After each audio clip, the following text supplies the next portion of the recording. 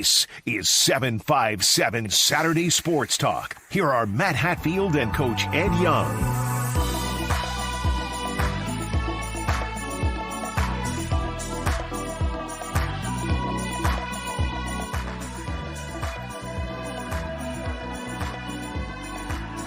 Yes, ladies and gentlemen, it's August the 10th, 2024. Welcome to another installment of 757 Saturday Sports Talk on Cova Sports TV. Like, share, and subscribe to our YouTube channel. I've got a new, look at my first-class world state-of-the-art studio. Look at this in the background. Ed loves it, and Ed's got, what is that, a Seattle Sonics Kevin Durant?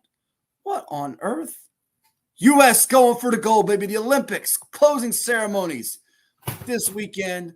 All kinds of sports action. We're getting closer and closer to football. My Diamondbacks have the best record in baseball since the middle of June. Ed's Yankees are not too shabby, but they're not as good as the reigning National League champions.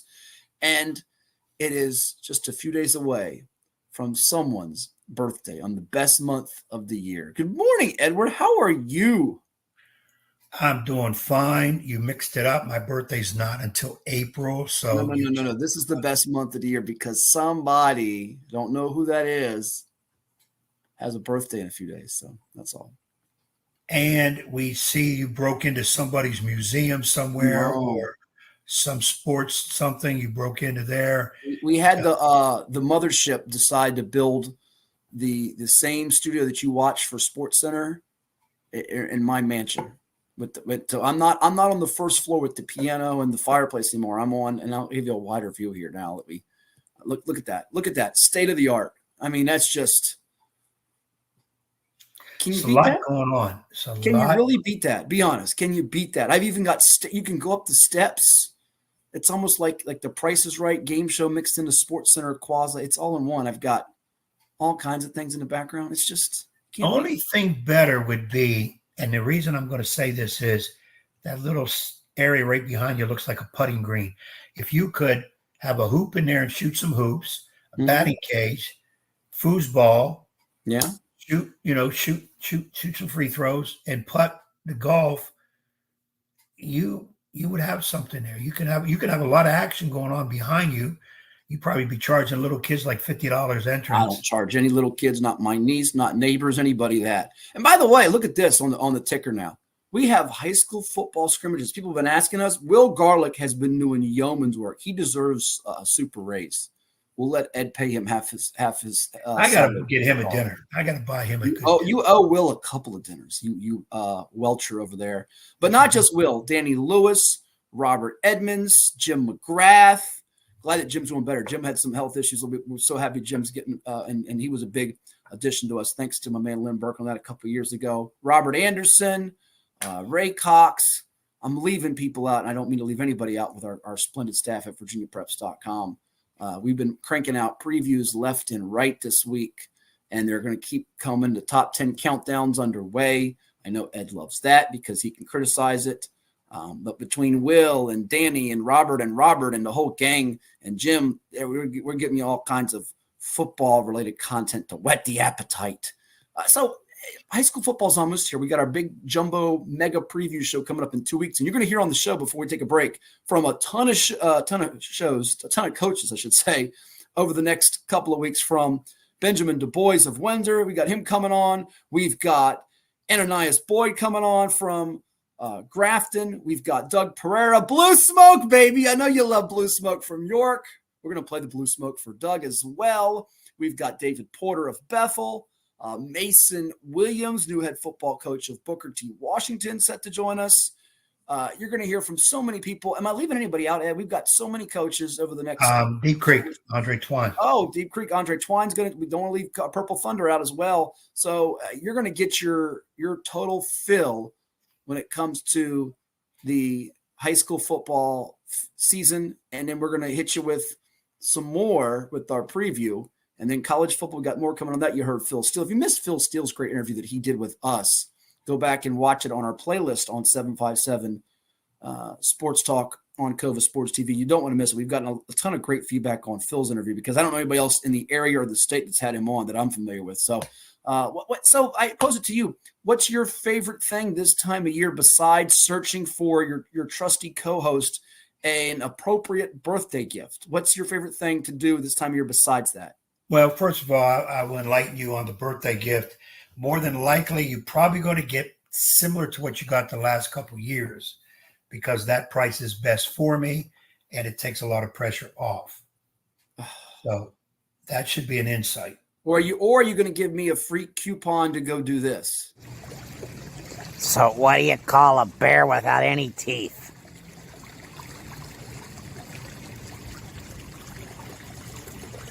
A gummy bear. I love gummy bears, don't you? Delicious. Always delicious. A gummy bear. You give me some gummy bears and a trip to the pool? That's some creepy stuff that we have just got to put a stop to. Your kids will not go enter anywhere near pools anymore. Women are scared. We've got to fix that because it's just not right. It's just not right. We got to get that fixed. But it's a time of the year where baseball is heating up even more so. Yeah. Your D-backs are moving on up, doing a little Jefferson move. Yankees have leveled off a little bit. They're not losing. Where's that on your sitcom list? It's behind Sanford and Son. It's behind what else? Night Court. It's like number in your top 10. No, I go Jefferson's over Night Court. By the way, we got to do on August 24th your rankings of the coaches. You promised we're going to do this. We're going to rank the teams in the districts. We got to come up with rankings because people love lists and they love to critique your list and my list. So we got to come up with some lists. And speaking of coaches, White Sox have a new manager because Mr. Grafal got the boot on Thursday, and their streak is finally over. But they lost a lot of games in a row, and they're not very good. So there you have it. He lost 21 in a row, won a game, lost a game. He's gone, which everybody knew. When he was selected manager, I don't know the man personally. I don't know anybody in the White Sox organization, but from an avid baseball fan, knows a little bit of history of the game. I said when he got hired, no, not a good selection for that team. I just didn't. They needed a little bit more of a Buck Showalter type would have been perfect. And unfortunately, the young man gets in there, gets not even a full year, and he's gone. Now, no problem because he will be coaching, not managing. Will be coaching in the major leagues next year. That's a guarantee. And we'll have to see who the White Sox are going to entrust because it's going to take a while. Now, one good thing about the White Sox, they got a little bit of money. So if they can entice some people to come their free agency, get back on the schneid in terms of drafting properly, maybe take a hint from the Orioles, they'll be back. That's an organization that can recover. But it's a good time for baseball. The races are heating up. NFL camps have opened up, and now we're hearing about all the quarterback craziness once again.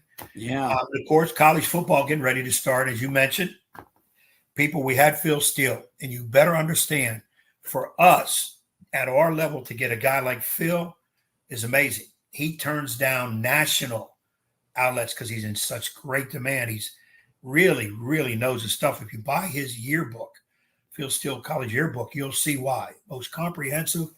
So there's too much stuff in it, to be frank with you, of information that you'll never be able to absorb, but he's just tremendous. And he does a in-year active, what's it called? Me with that. Don't be frank with me. Be Ed with me. I don't want you to be frank. Be Ed. Okay.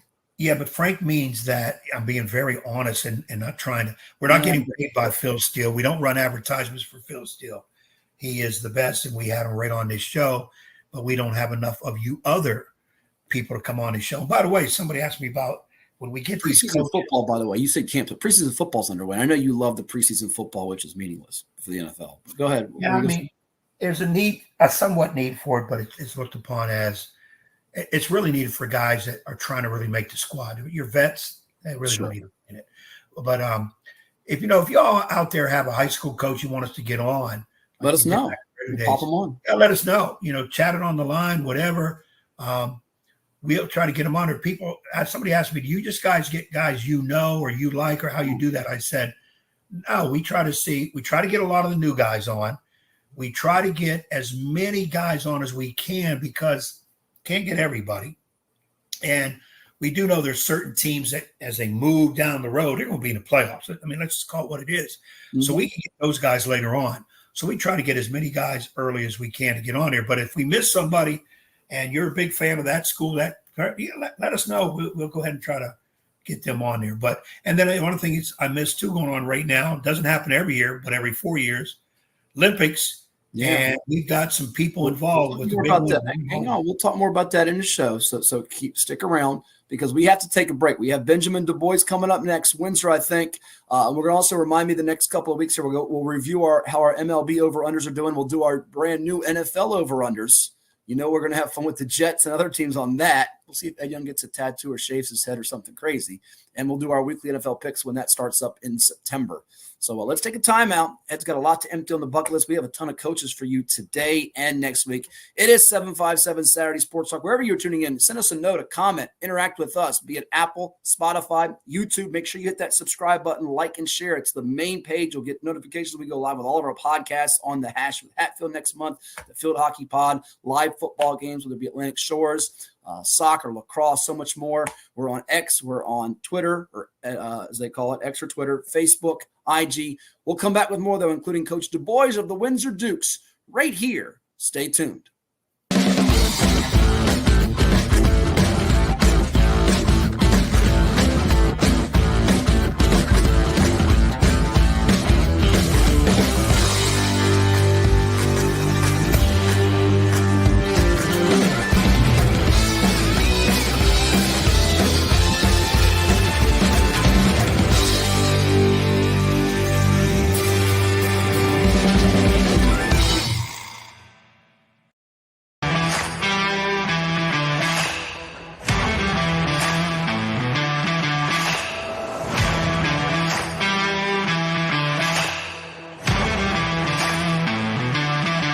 This is 757 Saturday Sports Talk. Here are Matt Hatfield and Coach Ed Young.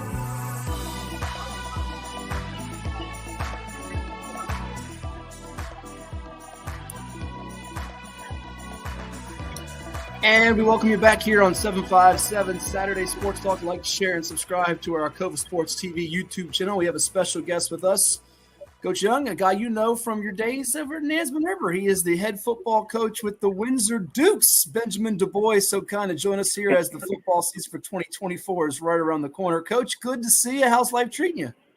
Life's treating me pretty good. Good morning to you guys, too. Well, it's our pleasure to have you on the program. So you've got some Ed Young stories for us before we talk about your Dukes offensively, defensively, the ones to watch out for in the gridiron, huh? Yes, sir. I've known Coach Young since I played basketball in high school. That that goes way back. I graduated high school. I think I met Coach Young in '83 or '84. Okay, what? I think it was somewhere. I was at John F. Kennedy. He was at Suffolk High. Okay. Yeah, so I've known him since then. Rivalry days. Okay. Yeah, we've always had rivalries. Yeah. Kennedy. My first couple of years, Kennedy owned us. That was a heck of a basketball team.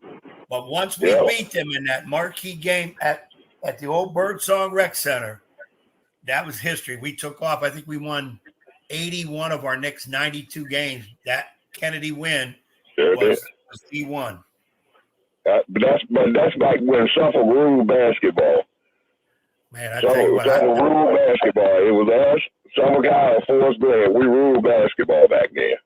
Yep. Forest Glen, Kennedy and Forest Glen had what I thought when I came there, college teams. They had six 4-point guards.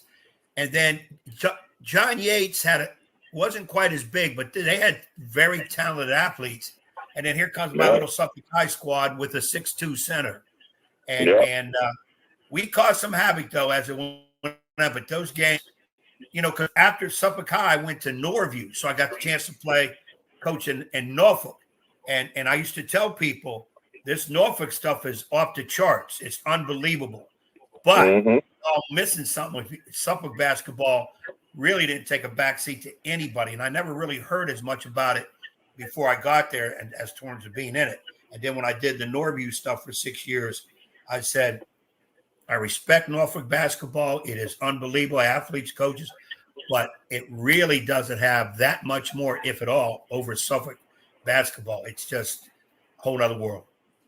Yeah, Coach Young and I were talking about Birdsong Recreation Center and how it used to be when we held the Christmas tournaments and things like that. It was just, you had to get, you had to get line. We had to get police escorts to get in there. Yeah, we had to get police escorts to get the bus in. Because it only held about 100 people, so you had to get there at 4:00. You had people sneaking into windows, the roof, side. Yeah. People telling people at the door, "Hey, I'm Coach Young's cousin." They brought me out there a couple of times to confirm. I didn't know those people. Never said it was absolutely crazy. You have people standing along the sidelines. Yeah, it was just a whole nother different type of basketball. Yeah, it was a different level. Now, Coach DuBois, I need a police escort to get me out of the wrestling arena when Coach Young drags me in one of those big wrestling extravaganzas that he did. We had on the episode last week. So, anyhow, let's get to more pressing matters, and that's your football team. And correct me if I'm wrong, this is year 2 for you at the helm. This will be our second year, yes, sir. Now, it caught my eye last year because, if I'm not mistaken, Windsor had fallen on some hard times. I think they had lost 27 straight, and you won back-to-back games in week 2 and week 3. If I remember right, King and Queen, who's been a pretty good team in Class 1 lately, and Middlesex consecutively. So tell me about how you're rebuilding this program and making some noise at a school that's been struggling a little bit, and now Windsor can surprise some people and continue to get better and better. Anytime you take over, and Coach Young can tell you this or whatever, I learned these lessons from him and McCoy Ricks and Spencer Mayfield and all those guys. You have to start building from the ground up. Always starting at the highest level. So what we had to do was just get rid of some bad habits. People start getting used to doing things a certain way, and they don't want to try anything different. So we had to get more people to buy into what we were trying to do, and those ones that didn't want to buy in ended up, leaving the program or whatever. But I knew we would be kind of young going into last year. We played mostly freshmen and sophomores. We had about 6 seniors. Everybody else was, we had 6 seniors, 2 juniors, and everybody else was freshmen and sophomores. But when we went into those games, we installed a system that fit the kids. We wanted to make it simple so we could play fast and play hard. And we just built off of that. And Middlesex and King and Queen kind of took me by surprise, because I knew we would pull out some games, but I didn't know it would be that early. I think we could have fared very well in the Arcadia game as well. We kind of fumbled that one away. But after we cleaned up those fumbles from that, I knew we would be okay. But coming from a school with such small numbers, I knew that, injuries and things like that started to catch up with you. Plus, we don't have a bye week during the middle of the season. Our bye week is the last week of the season. So it kind of caught us off guard as time went on.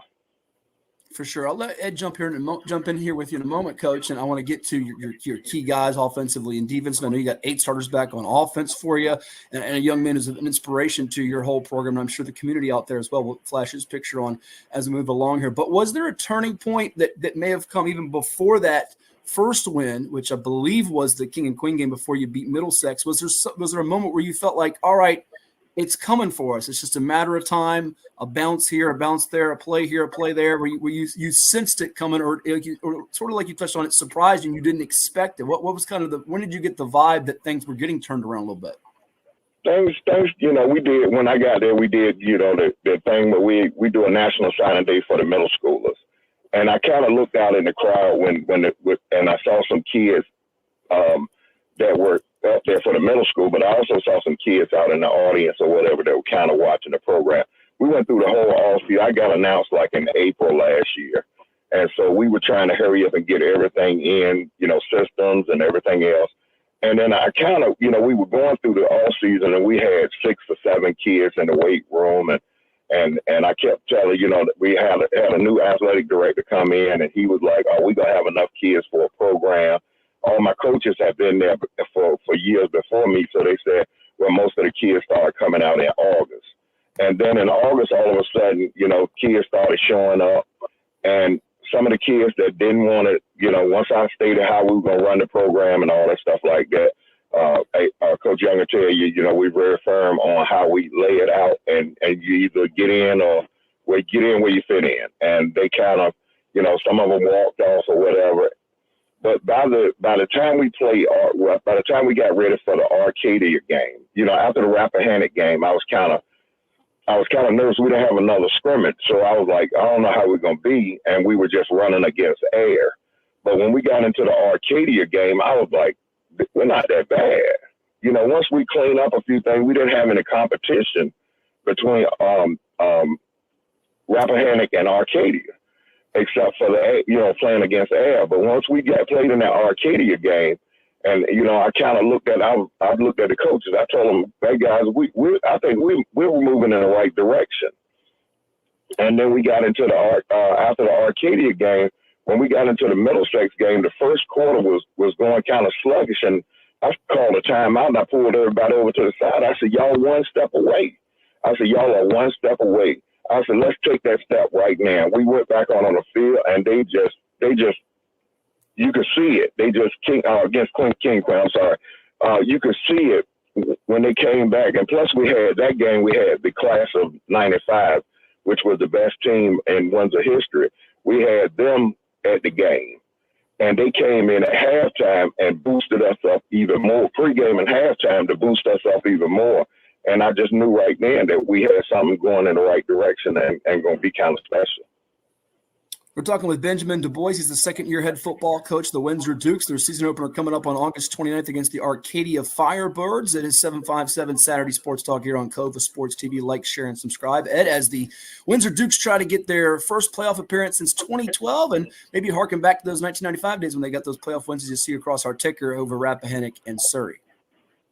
Well, knowing Ben, they're going to get there. It's not if, it's that when we going to get there. And a lot of things got to come together. Ben and I did a lot of talking. We were on hall duty together in the mornings over there at Nazareth, right when he got involved with the Windsor. We talked. Ben asked questions, and I threw my opinion out there, and he did some really neat things. That one thing about the national signing with the 8th graders made it big time for them, made it, important. I thought was just genius. I mean, it was tremendous, something that I'm going to steal from him if anybody ever wants to get back into coaching. Ben, you went through some of those things we talked about, and I remember saying also, you got to make a statement coming in new because you can as a coach. And I said, be careful, even though you're a veteran guy, I'm older than you, so I can say it. You're going to have a couple pieces that look really good, but it's fake gold. And those will be the kids that send you the wrong way. And sure enough, you had told me a few weeks later, Coach, you were right. We got rid of them. And it kind of enhanced everybody else. Other people stepped in there because you made a point. Because a lot of kids would look at them and say, well, they're pretty good. He got rid of them. Well, I'm not here to play. And it opened opportunities for other kids. As you're getting into year 2 now, what did you learn from year 1 as you went through all that? And maybe a couple key things that you need to kind of invest in or fine tune as you go into year number 2. When we had those talks, Coach was really, he really helped me out a lot because, I'm a want it right now type person. And I was getting kind of frustrated and things like that. And we talked or whatever. And when those kids left, I was kind of feeling like maybe I should bend a little bit and accept what they were doing and all that. And then after I talked to Coach Young and a couple of, I was just like, you know what, I got to stick with this. I got to stick with it. I got to ride it out. Win, lose, or draw, I got to ride it out. And we just kept going that direction or whatever. And then, like I said, all season last year, we were at about 5 teams. I think the most we had in there at any given time was 15 kids at one time. When we got in there in January of this year, we started off 25, 30 kids. And at a school like Windsor with 400, 500 kids in it, that's kind of big when the population is half girls, half boys, maybe a little bit more girls than boys. But it was I could see it, the interest growing then. When we got to we had a kids camp during the summer. last year when we did the kids camp, we had about 20 kids. This year when we got in there, we had about 34, 35. So, people in the community were coming and telling me things, that things were starting to build up. I had alumni people coming. My principal, she was a teacher back, at one point in time, and she was telling me. And, everything was kind of, kind of shaky, but then I could see the light.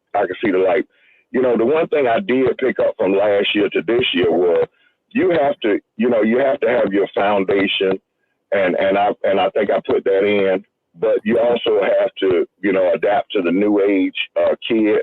And, that's a struggle for us older guys, but I have gotten a little better at that, and I'm still working at it without compromising what I actually want to do and what I believe in.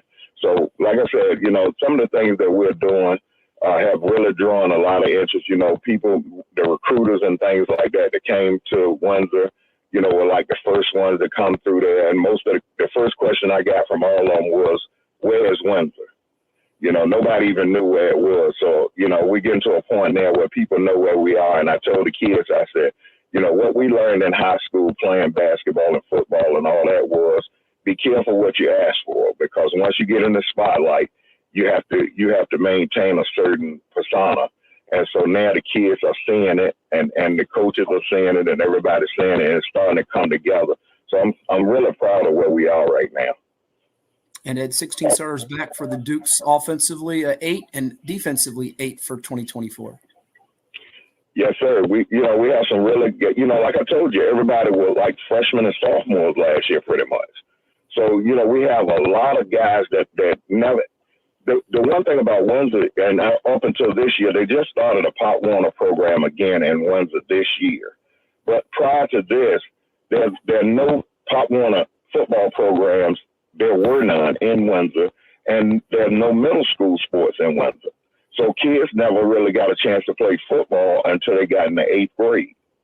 And that's when they played JV. And that's where I picked them up from, And then this year they decided to put in a couple of guys got together and put in a little league or whatever. We'll be able to see the results of that in a couple of years. But right now it's just basically building off of what we teach the guys. So I told my coaches, at a small school like Windsor, kids have to play multiple sports in order to keep all the sports going. So I encourage that.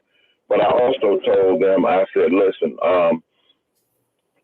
why I told my coaches, I said, well, while those guys are working on the on other sports, let's get these 8th graders and we'll use the off season to train those guys, teach them how we do things, teach them how to, different positions, terminology, things like that or whatever, so that by the time the older guys get back, they kind of fit in. So when the older guys got back after baseball and track, they walk in and they see the 8th graders ready to go, and it was kind of shocking to them too. And you could see then that they were like, okay, we're going to be kind of good this year. Well put. Well, now, Ben, let's do this. You got a lot of returnees now, but we're going to challenge your memory here now. Talk to us about key kids. And, of course, with being a small school, we usually talk offense, we talk defense. But with smaller school, just talk to us about some of your really key kids, positions they play, because it's probably going to be both ways. And, what we as fans and whatever got to be look at, media people got to be ready for coming up. Every year when you take over a program, one kid seems to step up and they kind of take ownership of the team. And that was our thing when we grew up. And this year, I have a talented running back. I have a returning quarterback. I have returners on the line. I have returners in the backfield. I have returners. And like you said, most kids go both ways. So when I say returners, on 8 on offense, 8 on defense, some of them might be the same 8. But just you look at all that stuff like that. But like I said, it's one kid that normally steps up that kind of the kids follow, and he tries to do it the way you tell him to do it, and everybody kind of gets the example from him. And he, it might not be the kid that you expect it to be. For me, it's a little 5'9", 5'10" wide receiver. His name is Fleetwood Turner. This off season, he came in, sat down, and talked to me, and we talked about what the expectations were going into this season. And he ran track and did everything like that or whatever. And after track season, he came straight to football, and he sat down, and when we talked, he said, "Coach, I want to make this my senior year special. I want to make it special. What do I need to make it special?" If Coach Young can tell you, if you can hear that from a kid, that right there kind of tells you that that's the one that's going to lead your program. And, whether he's the best football player that you have or not, the kids tend to listen to him. They tend to look at him. They tend to watch his example and things like that. And I told him, I said, you have to be the first person in, last person to leave. You got to outwork everybody. You got to go 100 miles an hour even when you don't feel like it. And now the kids are starting to feed off. And I look, and the younger kids are going to talk to him and things like that. So Fleetwood Turner right now is our leader. We have him, and he has really stepped up into that position, and I love it for it. And like I said, I got a lot of guys that are returning, as starters. Jeremy King, my quarterback, last year was his first year back at quarterback since his 8th grade year in JV. He'll be a junior this year.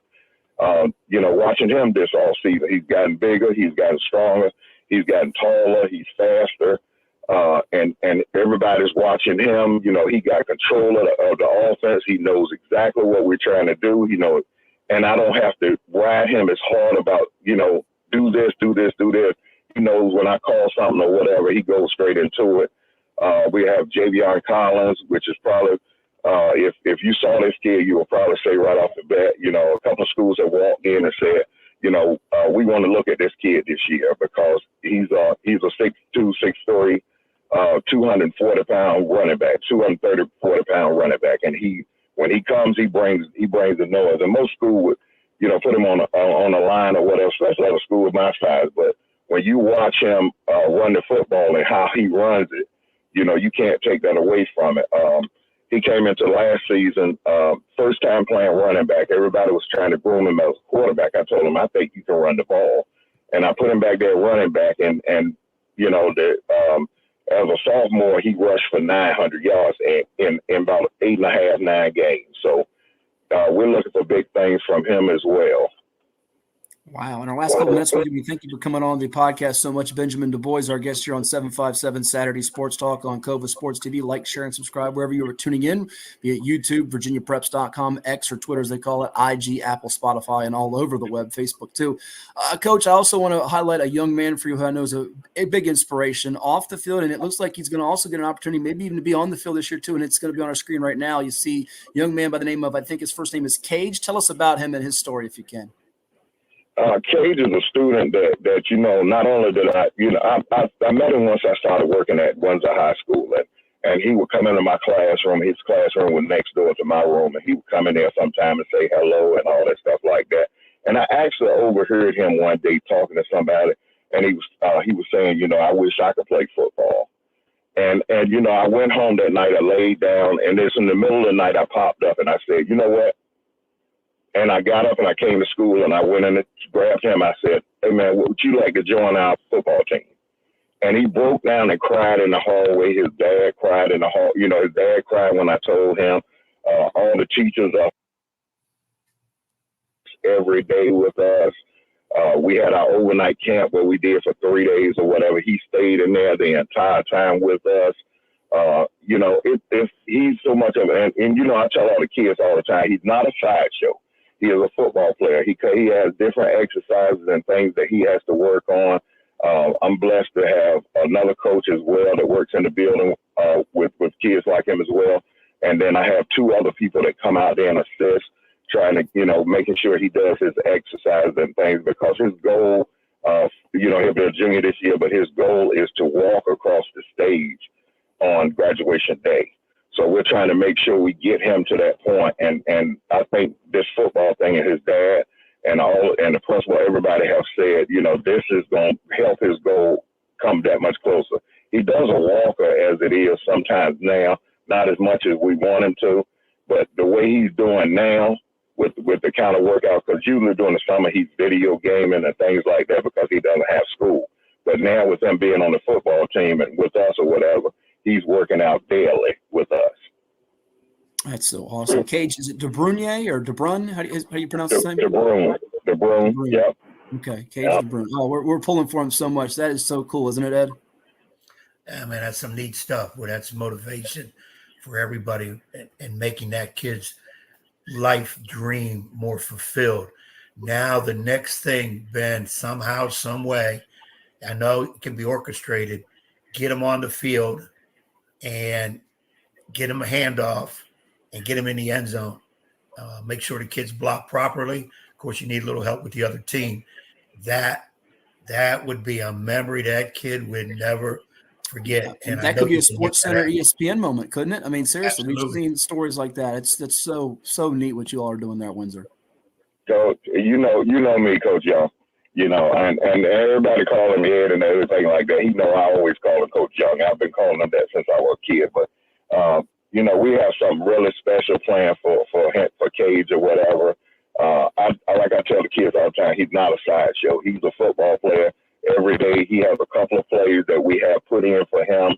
And every day before, during practice, we run those plays and he has to do them right. If he fumbles, he has to do a certain amount of exercises and things like that. If he, so it's teaching him to use his hands, like he's supposed to hold the football and at the same time be moving in his chair and things like that. And the kids all rally around him and everything. And I'm gonna let y'all know in advance when we're gonna do it. But I'm gonna tell you, it's gonna be the most special thing that anybody's ever seen, because I don't want it to this kid's everything for him. And I tell my kids every day, this is the only kid that can give me an excuse. This is the only one, because he can't drive himself here. He can't do anything. He has to have a special vehicle to get him here. He has to do all that stuff. And if he can show up every day, everything else is an excuse. It's not a reason. Man, it really makes you appreciate and think for sure. It's awesome to see what Cage is doing, and should be some fun times this coming year for the Windsor Dukes, Coach, as you guys continue to build and get better and better. We'll be looking forward to it. I'll make sure Coach Young doesn't pick you, because if he picks you, bad things tend to happen. So we'll keep we'll keep our fingers crossed for the Dukes to get the job done this year and get some. After seeing that, I already got Ben winning the first game, and if he doesn't, well, you've been there. This will be your second year. Here comes the heat now. Come on, man. You've been doing some big things. So I got you beating Arcadia by 2 touchdowns. I appreciate it, Coach. And like I told you, we're coming out this year. We're ready. I don't overlook anybody. I don't underestimate anybody. But I know football. I've been coaching for a long time. I know football. We'll be okay. Yeah, keep an eye on these Windsor Dukes this coming year, as they're a team that's getting better and better. Coach, thank you so much. Enjoy the rest of the summer here, as it's pretty much almost over, and football will be here before we know it, and we'll definitely keep in touch and talk to you again down the road. All right, I appreciate it, guys. Good luck to you, Ben. All right, Coach. Hey, come to a game, Coach. We got to get out there. We do it, and we always get asked, man, I get asked to go all over the world, and we got to start doing it, but definitely want to see when you set it up with that youngster in the wheelchair for that situation. That might be a game we got to get out, get some film, and then we'll get it to the right people. That needs to be a national story. Okay, I'll make sure I let you know in advance. Thank you, Coach. All right, appreciate you guys. That's Benjamin DuBois, the head football coach in his second season of the Windsor Dukes. We'll take a timeout and come back with more at 757 Saturday Sports Talk on Cova Sports TV. Like, share, and subscribe. But we'll be back after we hear a word from the sponsors that make it possible to bring this with you each and every Saturday. Stay tuned.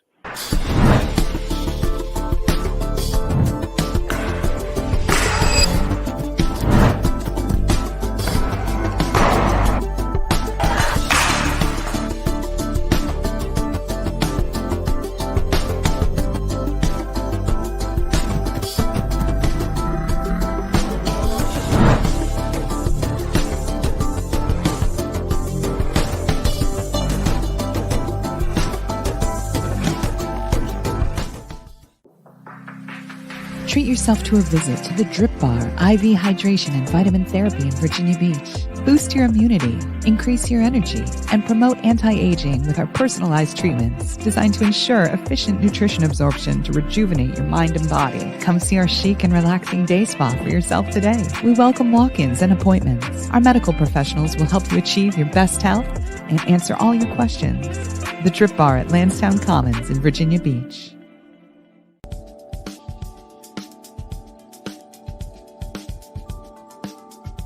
Hampton Roads has a long-running high school and college sports tradition. It's time to give them the spotlight they deserve. This is 757 Saturday Sports Talk. Here is Matt Hatfield.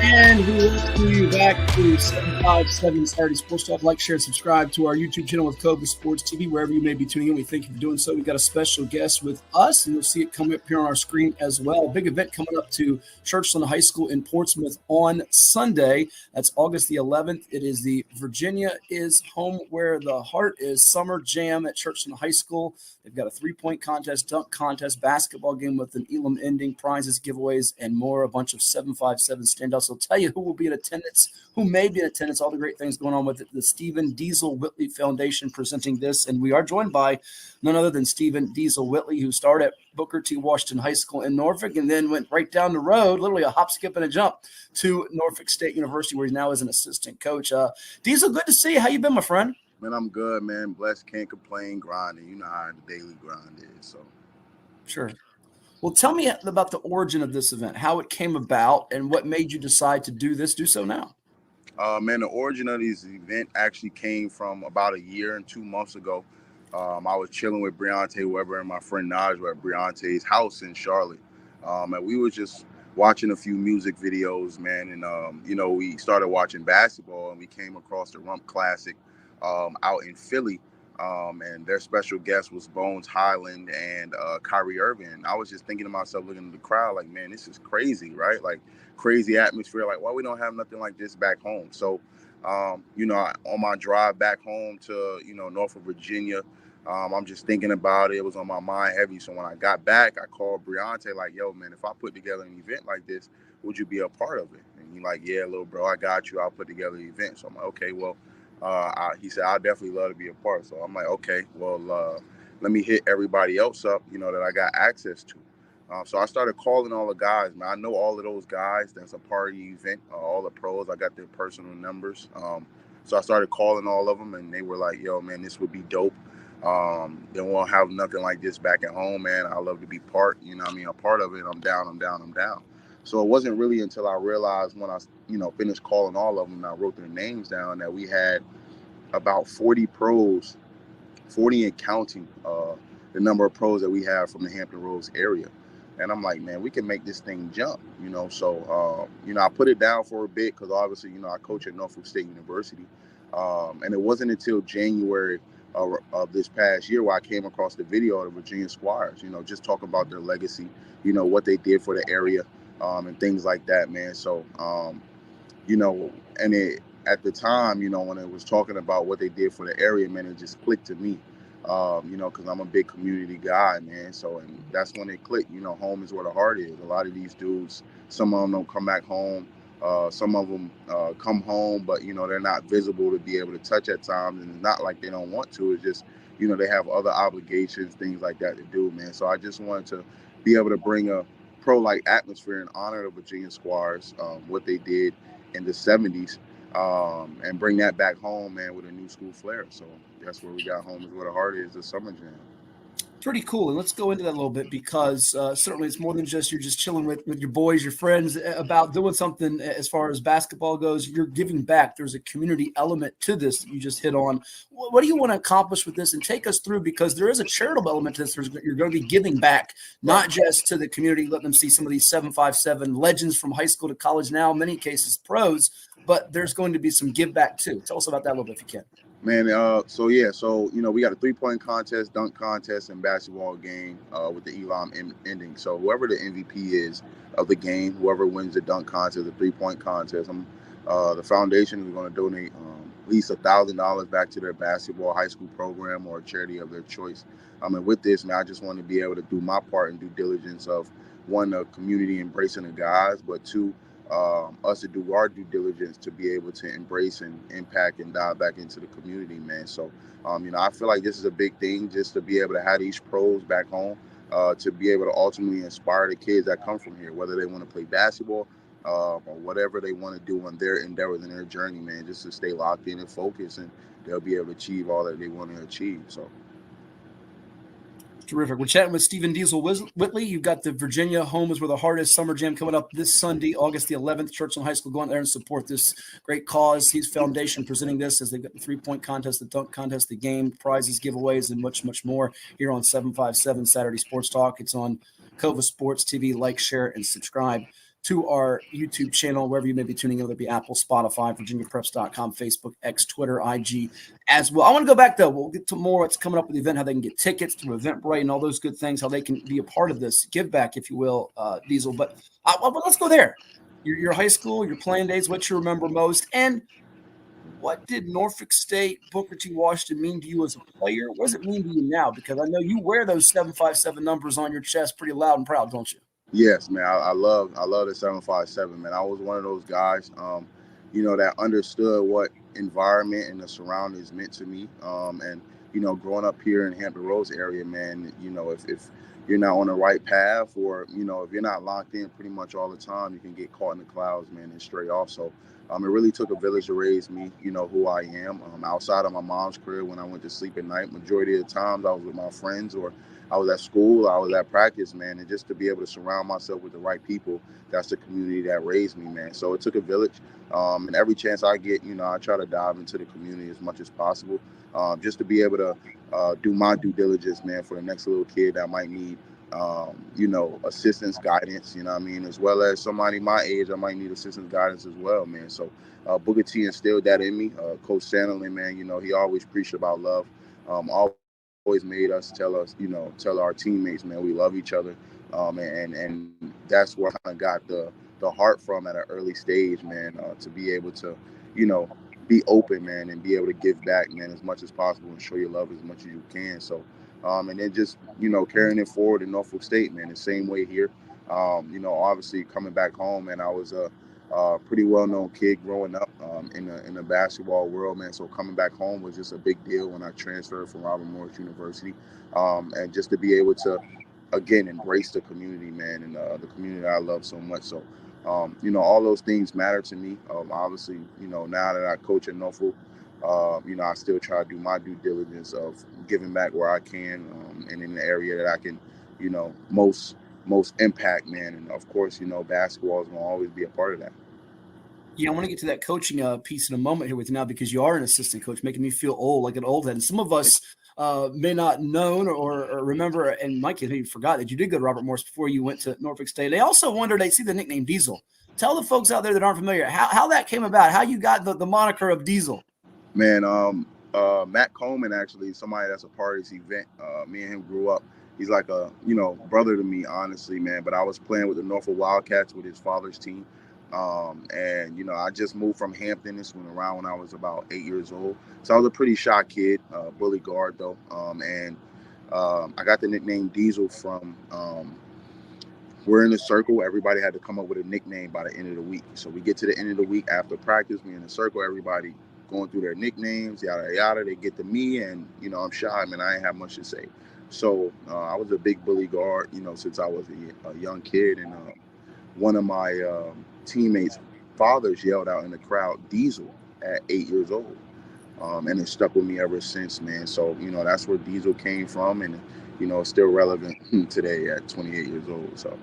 About that, pretty cool. And shout out to the Colemans, Mr. Cliff Coleman, who's still coaching ball, and obviously Matt, who's had a heck of a career, still playing, and Chase, who went to UVA and is up there now in the coaching world, much like you. For you, did you envision when you were a player back in the day, when you were playing at Booker T for Coach Centerland, D. Nice, who you referenced now, the head man at Kempsville, and even at Norfolk State. And it's funny, the other day I saw Robert Jones put out the box score, I think, if y'all's win at, I'm sure you remember, at Alabama. Yeah, your name on that. I'm sure you get a chuckle looking back and thinking about those memories. Did you ever envision, though, that coaching would one day be something you were doing? And tell us about that now that you're an assistant coach, because, I know you all guys, so that you go out there and play some ball and still do it, but now it's a different element that you're in now, coaching the sport, and how you're I guess adapting to that. Well, I mean, I think the biggest thing with coaching for me, honestly, was the stuff off the court that we have to get work done. A lot of people think we just come in and coach basketball. Man, it's a lot of logistics that goes into this thing, from scheduling, traveling, preparation, and all of those things, and logistical work that needs to be done. So I think that was the biggest adjustment as far as becoming a coach. Outside of that, I played point guard. I played quarterback, since I was younger, man. So just as far as being a leader, being able to coach, I always had that in my genes and DNA. So the transition wasn't hard. One, because of that, I had the knowledge, but two, I was a good player also. And then three, I started coaching at a young age as soon as I came out. So a lot of the guys that I played with when I was a senior or junior, they were still on the team. So, they recognized me as big bro. I was also their captain. I became a coach. They respected me from that image. Not only my knowledge, but my resume as well, man. So it wasn't really a hard transition for me. And I played in this system and I thrived in this system, man. So it wasn't a real transition for me. Wasn't a hard one to coach on the floor. The biggest one was the logistical things off the floor. So. Good deal. We're talking with Stephen Diesel Whitley. He of Booker T. Washington High School and Norfolk State University fame. They've got the Stephen Diesel Whitley Foundation presenting the Virginia Home is Where the Heart Is 757 Summer Jam. Get your tickets. Churchland High School coming up this Sunday in Portsmouth. And I'm sure he can tell you how you can get involved with this event through the social channels and any possible donations, charitable things with it. You got the 3-point contest, the dunk contest he talked about, the Elam Ending basketball game prizes, giveaways. You see the QR code on the screen with the flyer there. Let's go there now. Diesel, we got a moment. Tell the folks how they can get tickets through Eventbrite, the cost, and how they can get involved with this if they'd like to. You can find the tickets on Eventbrite. All you gotta do is type in "Home is Where the Heart Is." It'll definitely pop up. There's no events like that name on Eventbrite, so it should be very simple. Home is Where the Heart Is. If not, we have a website, homeheartedva.com. Again, that's homeheartedva.com, and there you'll be able to find all the information on who's in the event, about the origin of the event, what you should expect from the event, as well as the ticket link to that. Social media, we are on Instagram at homeheartedva. Again, that's homeheartedva. And then also my social media is Coach Whitley _pivots. Coach Whitley _pivots. And there, man, you'll pretty much be able to find anything on me or anything pertaining to the event. So. Awesome. Last couple minutes with you. We appreciate the time here. I know you're a busy man getting ready for this event and being one that does my Virginia Preps Classic. I know this time of year it can be stressful getting all these little fires, if you will, taken care of. I'd be remiss if I didn't bring up Robert Jones, your boss, if you will, the head man. You played for him. Now you coach with him. We had him on our show a couple months back at the team camp you guys have. And I know you got another team camp coming up here soon at NSU. What's he meant to you and his support through this, not just this event, but in general, your whole journey here? And I know you guys got to feel pretty special about, keeping this thing going at NSU and making some noise. And who knows, and be going dancing again come 2025. Yeah, dancing is definitely a part of the plans. I'm not going to lie to you, man. We definitely want to get back dancing. But Jones has meant a lot, just me going from a player to a coach, the adjustments that I had to make, the forgiveness and the grace he's had with me, not only me playing for him, but him being able to see the potential in me becoming a great coach one day. So he takes his time on me, teaches me, and kind of mentors from that standpoint, man. So it's been all love with Coach Jones. I'm definitely glad I've been able to grow with him as a coach, and just for him to be able to give me an opportunity to be able to come back on the sidelines, straight out of college, basically, it's unheard of, man. So, shout out to Coach Jones and the things he's done over his career. He's a big man on campus, and I have great respect for him. I look up to him, just not from a coaching standpoint, but more so from a leadership role. And I try to, pay attention to a lot of the little details and, how he goes about things, man, and just to be able to sharpen my skills in those areas, man. And, and it's been helping me out a lot, man. So shout out to Coach Jones, man, big dog, man. I appreciate you. There you have it. And as we let you run here, Stephen, we appreciate you coming on. I'm sure we'll get you back on again. Lastly, what would you tell the fans out there, the audience, about what you're doing with this event, and what's your vision, and how do you see this evolving in years to come? Because I know you want this to start off on a good note and then just keep getting bigger and better and grow and have that ability to help people, not just obviously see these 757 greats, but it can also impact the whole community, right? Yes. And that's my whole goal behind it, man. Is Virginia home is where the heart is. Virginia Squires had 3 home courts, man, when they played for us. Norfolk State, Richmond Coliseum, and they had one more close to Nova, man. So my whole goal is to expand behind this. But right now, I just need this to, go as I envisioned it, and where people, this is big right now for the community, being that we don't have nothing like it. But believe me, man, where I'm going with this, the average person has no idea. So that's why I just want to make sure it starts off the right way. It's successful, bring these guys in, man. And then from there, man, the sky's the limit. So I'm definitely looking forward to it. There you have it. You see it on the screen. Scan that QR code. Home is where the heart is. 757 Summer Jam this Sunday, Churchland High School in Portsmouth. All kinds of great things basketball related. If you're a hoops junkie, it's a place to be this weekend. Stephen, always a pleasure. It's been a real blast chatting with you and watching you, covering you over the years from your days at BTW and NSU and now coaching. We wish you all the best with this event, and we'll talk again soon. Yes, sir, man. Thank you, man. Thank you for having me on, man. Be blessed. Thank you.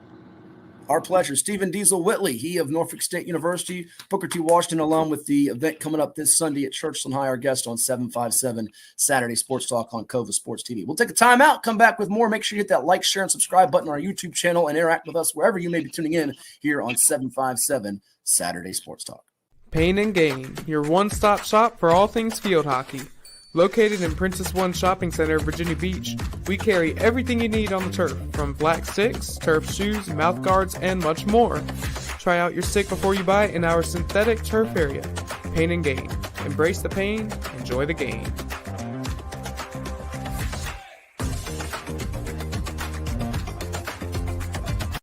Well, it's everybody's favorite time of year again. Time to prepare to make your annual donation to that infernal revenue service. And if you're like me, you need help. Help to keep that donation as small as possible. So get off your W-2 and call John Maynard at John's Tax Service. 455-6763.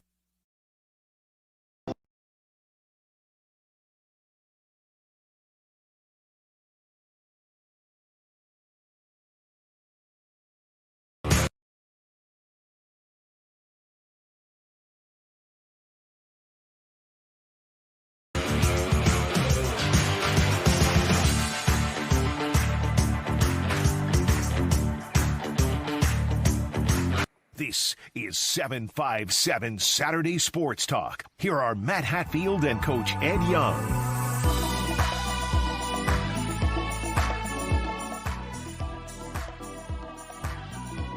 And welcome back here on Cova Sports TV. Like, share, and subscribe to our YouTube channel. We're all over the web, virginiapreps.com, IG, Facebook, Twitter, X as they call it. And we are pleased to be joined by a special guest. He is the head football coach in his 4th year at the helm of the Bethel Bruins there in the city of Hampton. They made some noise last year, and they're looking to do so again here in 2024. David Porter with us. Coach, thanks for stopping by. How's the summer been treating you? Thank you for having me. Summer's been great. Took a little vacation. I don't get many. Dropped my daughter off at college this past weekend for her first year. It's exciting times all around. Awesome. Well, this is our first time having you on the program, be it the radio side or podcast. So let's introduce you to the audience out there, the fans that aren't familiar with David Porter, your background, which I know also includes a stop at the collegiate level coaching football. Yes. So when I graduated college 2001 at Federal State University, I moved up. I took a job in Newport News. I was at Denby High School from 01 to 04 coaching. I had custody of my son, so I took a little gap from coaching. I came back in 08 with Coach Nelson here at Bethel. I was here from 08 to 13. I coached quarterbacks, receivers, coordinator over that time. I left from here and went to Heritage High School with Coach Massenberg for 2 seasons. We had 2 really good runs there. From there, I went to the apprentice school for 4 years. I took a gap there to watch my son's senior year at Howard University. Then I went to Misericordia with Coach Davis, who I worked under my last year at the apprentice school. And as my cohort coach Ed Young knows here, Bethel's produced a lot of guys. You think of multi-sport players like John Tell Evans, Jeremiah Owusu-Koramoah, now with the Cleveland Browns in the NFL, to starring for Notre Dame. You think of Willie Davis. You think of Ricky Walker, Riho Walker, the Walker brothers and family. So a lot of guys have stepped up there, Ed. Yeah, and some kid named Allen Iverson who ended up doing basketball instead. But I remember watching him on a football field, and the game I saw, he scored 5 touchdowns 5 different ways. So that kid was pretty good too. Pretty decent. But now, Dave, where'd you play high school at? Where'd you go high school? I went to Triton High School down in Dunn, North Carolina. It's like a midpoint between Fayetteville and Raleigh. Okay. Now, I see in your background, of course, you played college ball. You did a couple of stints of college coaching. If you could give us to the listeners a little bit of a difference, and maybe in terms of what's priority or not, college, coaching high school. Coaching high school is more about everything student-based. It's about turning these young men into great fathers, better men, and community leaders. You're developing that skill for them to carry on in life. At the college level, you're doing the same thing, but it's more so a business. The production is really expected from you and the kids as well. And the academic piece, you have more assistance at the college level than you do here as far as getting the tutoring and learning needs being covered for those kids. Well put. And I'm sure Ed will jump back here in a second with you too to follow up. I want to get to last season because, a year ago you guys were 0-2. You fell to Nansemond, River, and Warwick, 2 good teams in your region, 5B. But then you started to hit your stride. You won 4 in a row. You shut out Woodside and Kickingham. You beat Menchville rather soundly, 41-7. And there was some bulletin board material for that game. And then I think I even told you candidly, and I'll say it publicly now, that, and this isn't any shot at anybody specifically, I felt you guys got a screw job scheduling. You had to play 2 games in a span of 3 or 4 days with the weather, the makeups, and I didn't think it was fair to you or your kids. You had to play Phoebus and Heritage, 2 teams that were, region deep, and in Phoebus's case, 3 years in a row, state championship level teams, and it was hard to get back on that groove you were in with the weather also affecting it. How much did you look back on that and say, man, we were just that close to really taking off, if you will, and you were taking off to a degree? And I told the kids, I told my staff, I take full responsibility for the Heritage loss. Coach Whitley, who's a great coach, he did a much better job preparing his guys to play in the rain than I did. We had 3 games over a stretch of 7 days. We played Heritage Saturday, Phoebus Tuesday, and we played Denby Saturday. That's Saturday. It was tough. Make no excuses. We dropped 2 of those games. Regardless of the weather or whatever situation is, a loss is a loss. And again, around here, the big joke with me is a fish rots at the head. So everything that goes bad starts with me, and I didn't have my guys prepared. We love the accountability responsibility there for David Porter, 4th-year head football coach of the Bruins of Bethel High, who open up the season at Darling Stadium August the 30th against the Warriors of the Nansemond River. And Ed, in fact, all their games except one, I believe, at Gloucester, October 11th, going to be played at Darling Stadium in Hampton. So a pretty favorable schedule from that perspective for the Bruins, although you still have to deal with some heavy hitters like Phoebus and Warwick, among others. Absolutely. We open up with Nansemond. This is my 3rd year here at Bethel. This will be the start of my 3rd season. And we've had those guys. We opened with them. Year 1 was a close game. Year 2 was close for a while. And then looking forward to this year. He does a great job over there. They have a lot of athletes. My nephew is actually the JV head coach over there, and he coaches on the varsity staff as well. So that's a tough opener. And then we follow that up with Ward. Corey's done an amazing job. We go back. We coach together at Denby, actually. He's done an amazing job over there. He coached my son. So he has that thing going in the right direction. He really does. And sorry about that with the year correction. COVID threw all of us off, including me there. Yeah. Ed? Well, David, we're going to ask you about the assessment of the Peninsula District. You've kind of tiptoed into it a little bit. Let's continue on in terms of and I know we don't want to say, well, this team's going to be good and this team's not going to be so good, and then that's the old bulletin board material for them or whatever. But assess, and maybe in general, the Peninsula District. Now, Nansemond is your only non-district game, correct? Yes. Yep. Assess the Peninsula District. So, I mean, you start out with of course, you have to go with Phoebus. Jeremy's done an amazing job over there. He does not get nearly the credit that he deserves for what he's done there over the span of time. If I'm not mistaken, he took over the head job in 2012, 11 or 12. He's not had a losing season.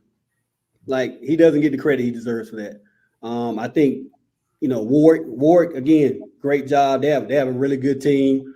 Even with Messiah out, they still have a really good team. And I'm naming these two teams at the top, and everybody else kind of just falls in behind that. Hampton's going to be really good this year. They have a quarterback that's really good. Menchville's going to be really good. Rodney's done a really good job over there. We coach together at Heritage. Coley's gonna get Woodside flipped around quicker than people think.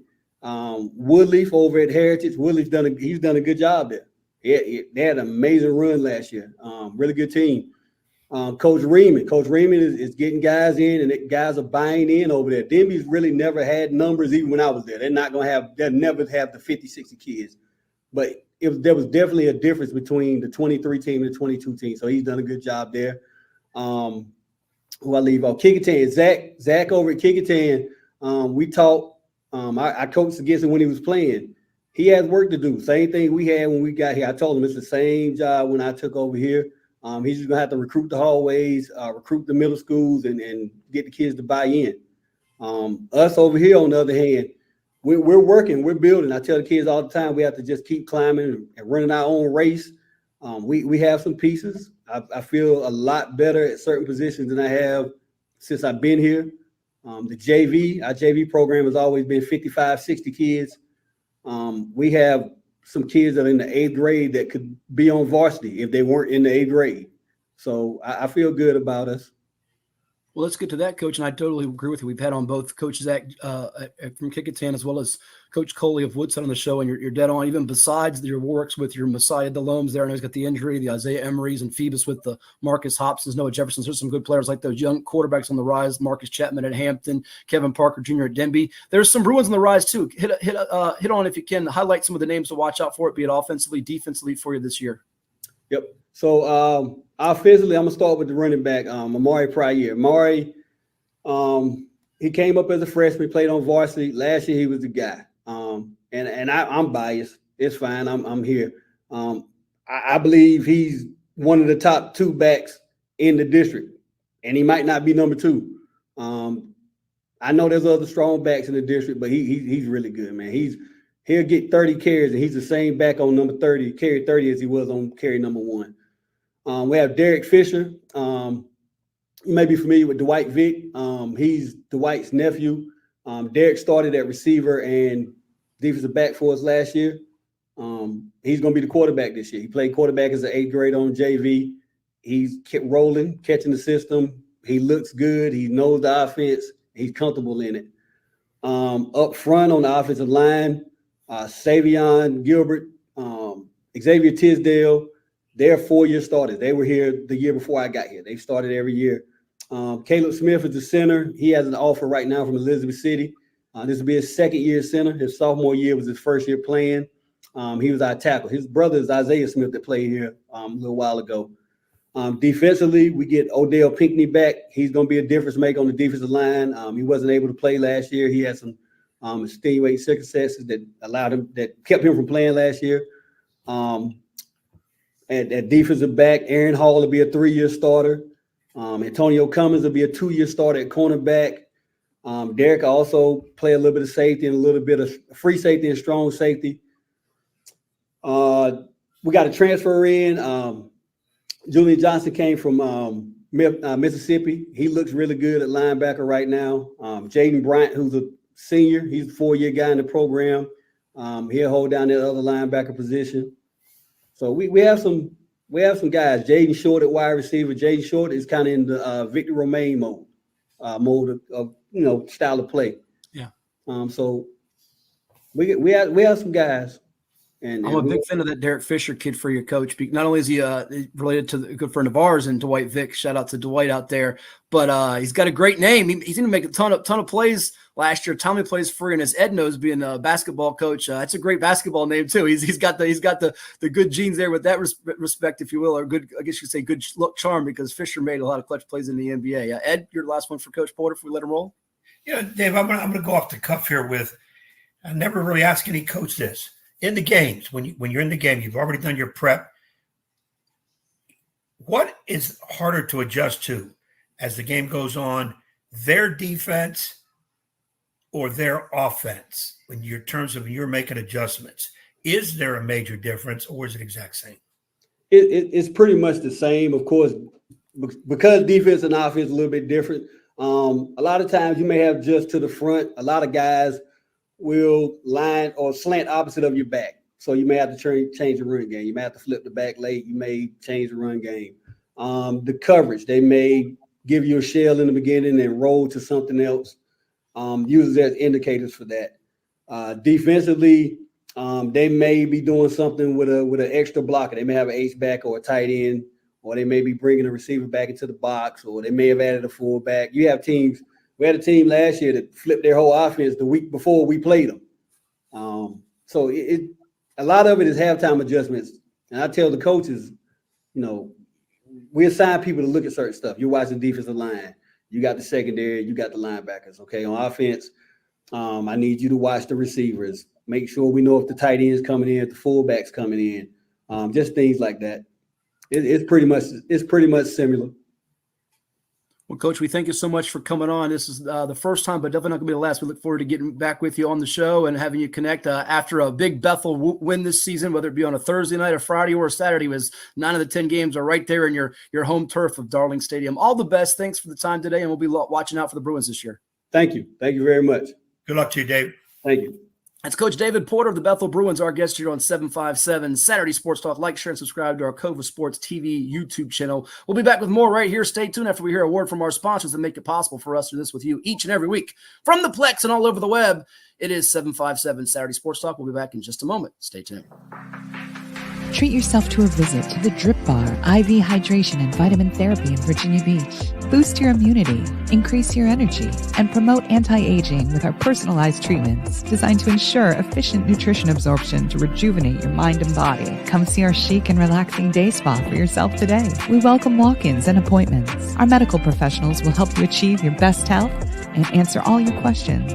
The Drip Bar at Lansdowne Commons in Virginia Beach.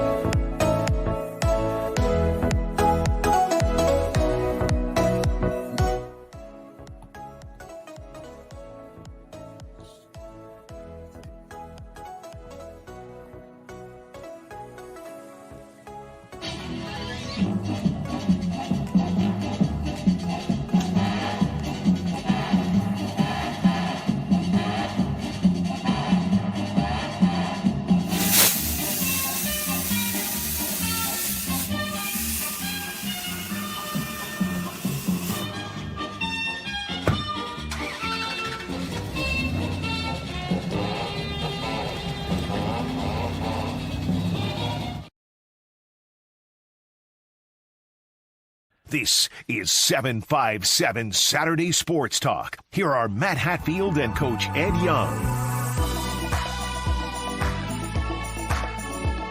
Yes. Welcome back here to 757 Saturday Sports Talk. We've been looking forward to this one all summer long. One of our favorites joining us, he is the head football coach of the York Falcons. Longtime coach. He's won some Bay Rivers titles. He's made some deep playoff runs, and he's one of the longstanding veterans in high school football in Hampton Roads. We've known him for many years, as in recent years on our radio show, now podcast as Blue Smoke. We're talking about our pal Doug Pereira. Coach, thanks for joining us. How's the summer been for you? Well, I'm glad I don't live in that neighborhood anymore. They all probably thought I was crazy, but it's going well, and just another summer. You know how it is. Listen, it's easily one of Ed's favorite videos. He's always picking you in close games. So when you don't win them, blame it on Ed, because he's dubbed you Blue Smoke, and that's what we go with. I don't think I've picked against Doug in 5 years. Hey, now Doug Hatfield has. I'm just going to let you know that. It's all good. The first time I saw that video, I went outside. I was trying to figure how I can do it. I turned the exhaust up in the car, about choked myself to death. I couldn't find anything blue. It was a disaster. All I know is I'm so glad that when you did that video, A, blue smoke came out. B, the truck started, because I could see it not, if the truck would start, you begin out cussing like crazy, kicking it. The only thing I wish I could have seen added, blue smoke coming out of the truck as you took off. But I am not complaining, because that's still one of the all-time classic great videos ever. Until they kick you out of the neighborhood. Hey, have some smoke, have a daughter with a friend. You can put that together. That's what we did. Well, and the funny part too is we know you quite well. You're a real serious coach who's not always one that brags or brings attention to yourself or something like that. So that's what always made us laugh. Is that's not nearly your personality. So it was so I wouldn't say totally out of character, but it was cool to see. You kind of let your hair down a little bit. It's great. Absolutely. Anybody who knew my dad knew that's the Pereira comedy. That's what we are, and we do that type of stuff. That's our funny. There you go. So, there you go. Well, let's dig into your team. And before we even dig into your team, I want to ask you about how you've had some fine decorated players over the years, guys like Ben Edwards, who set records and was dazzling to watch. Jordan Lennon just a couple years ago, who was one of the tremendous running back, all-purpose guys in the area. How are some of your former, and more than just those two guys, I think the Reynolds how are some of your ex-York Falcons doing these days? Are they still playing, and what are they up to? I mean, we have various guys that have gone on to play college ball. Some stuck it out, some didn't. I would say that we're probably not much different than most schools around here, but we have been blessed with some guys. Had one from last year, Hayden Blanchard. He's heading to Hampton Sydney, played some football down there. Jordan was a dude. Darius Reynolds was unbelievable also, and of course, everyone around here kind of knows about the legend of Ben. So we've been blessed, but we've got guys here and there. About Jaden Flood Brown still playing some college ball. He was our tailback a couple years ago. So I've been blessed, and I'm very proud of these guys who have moved on and played. That's terrific. And what years is for you coming up as the head man at York? Unbelievable. 18 seasons.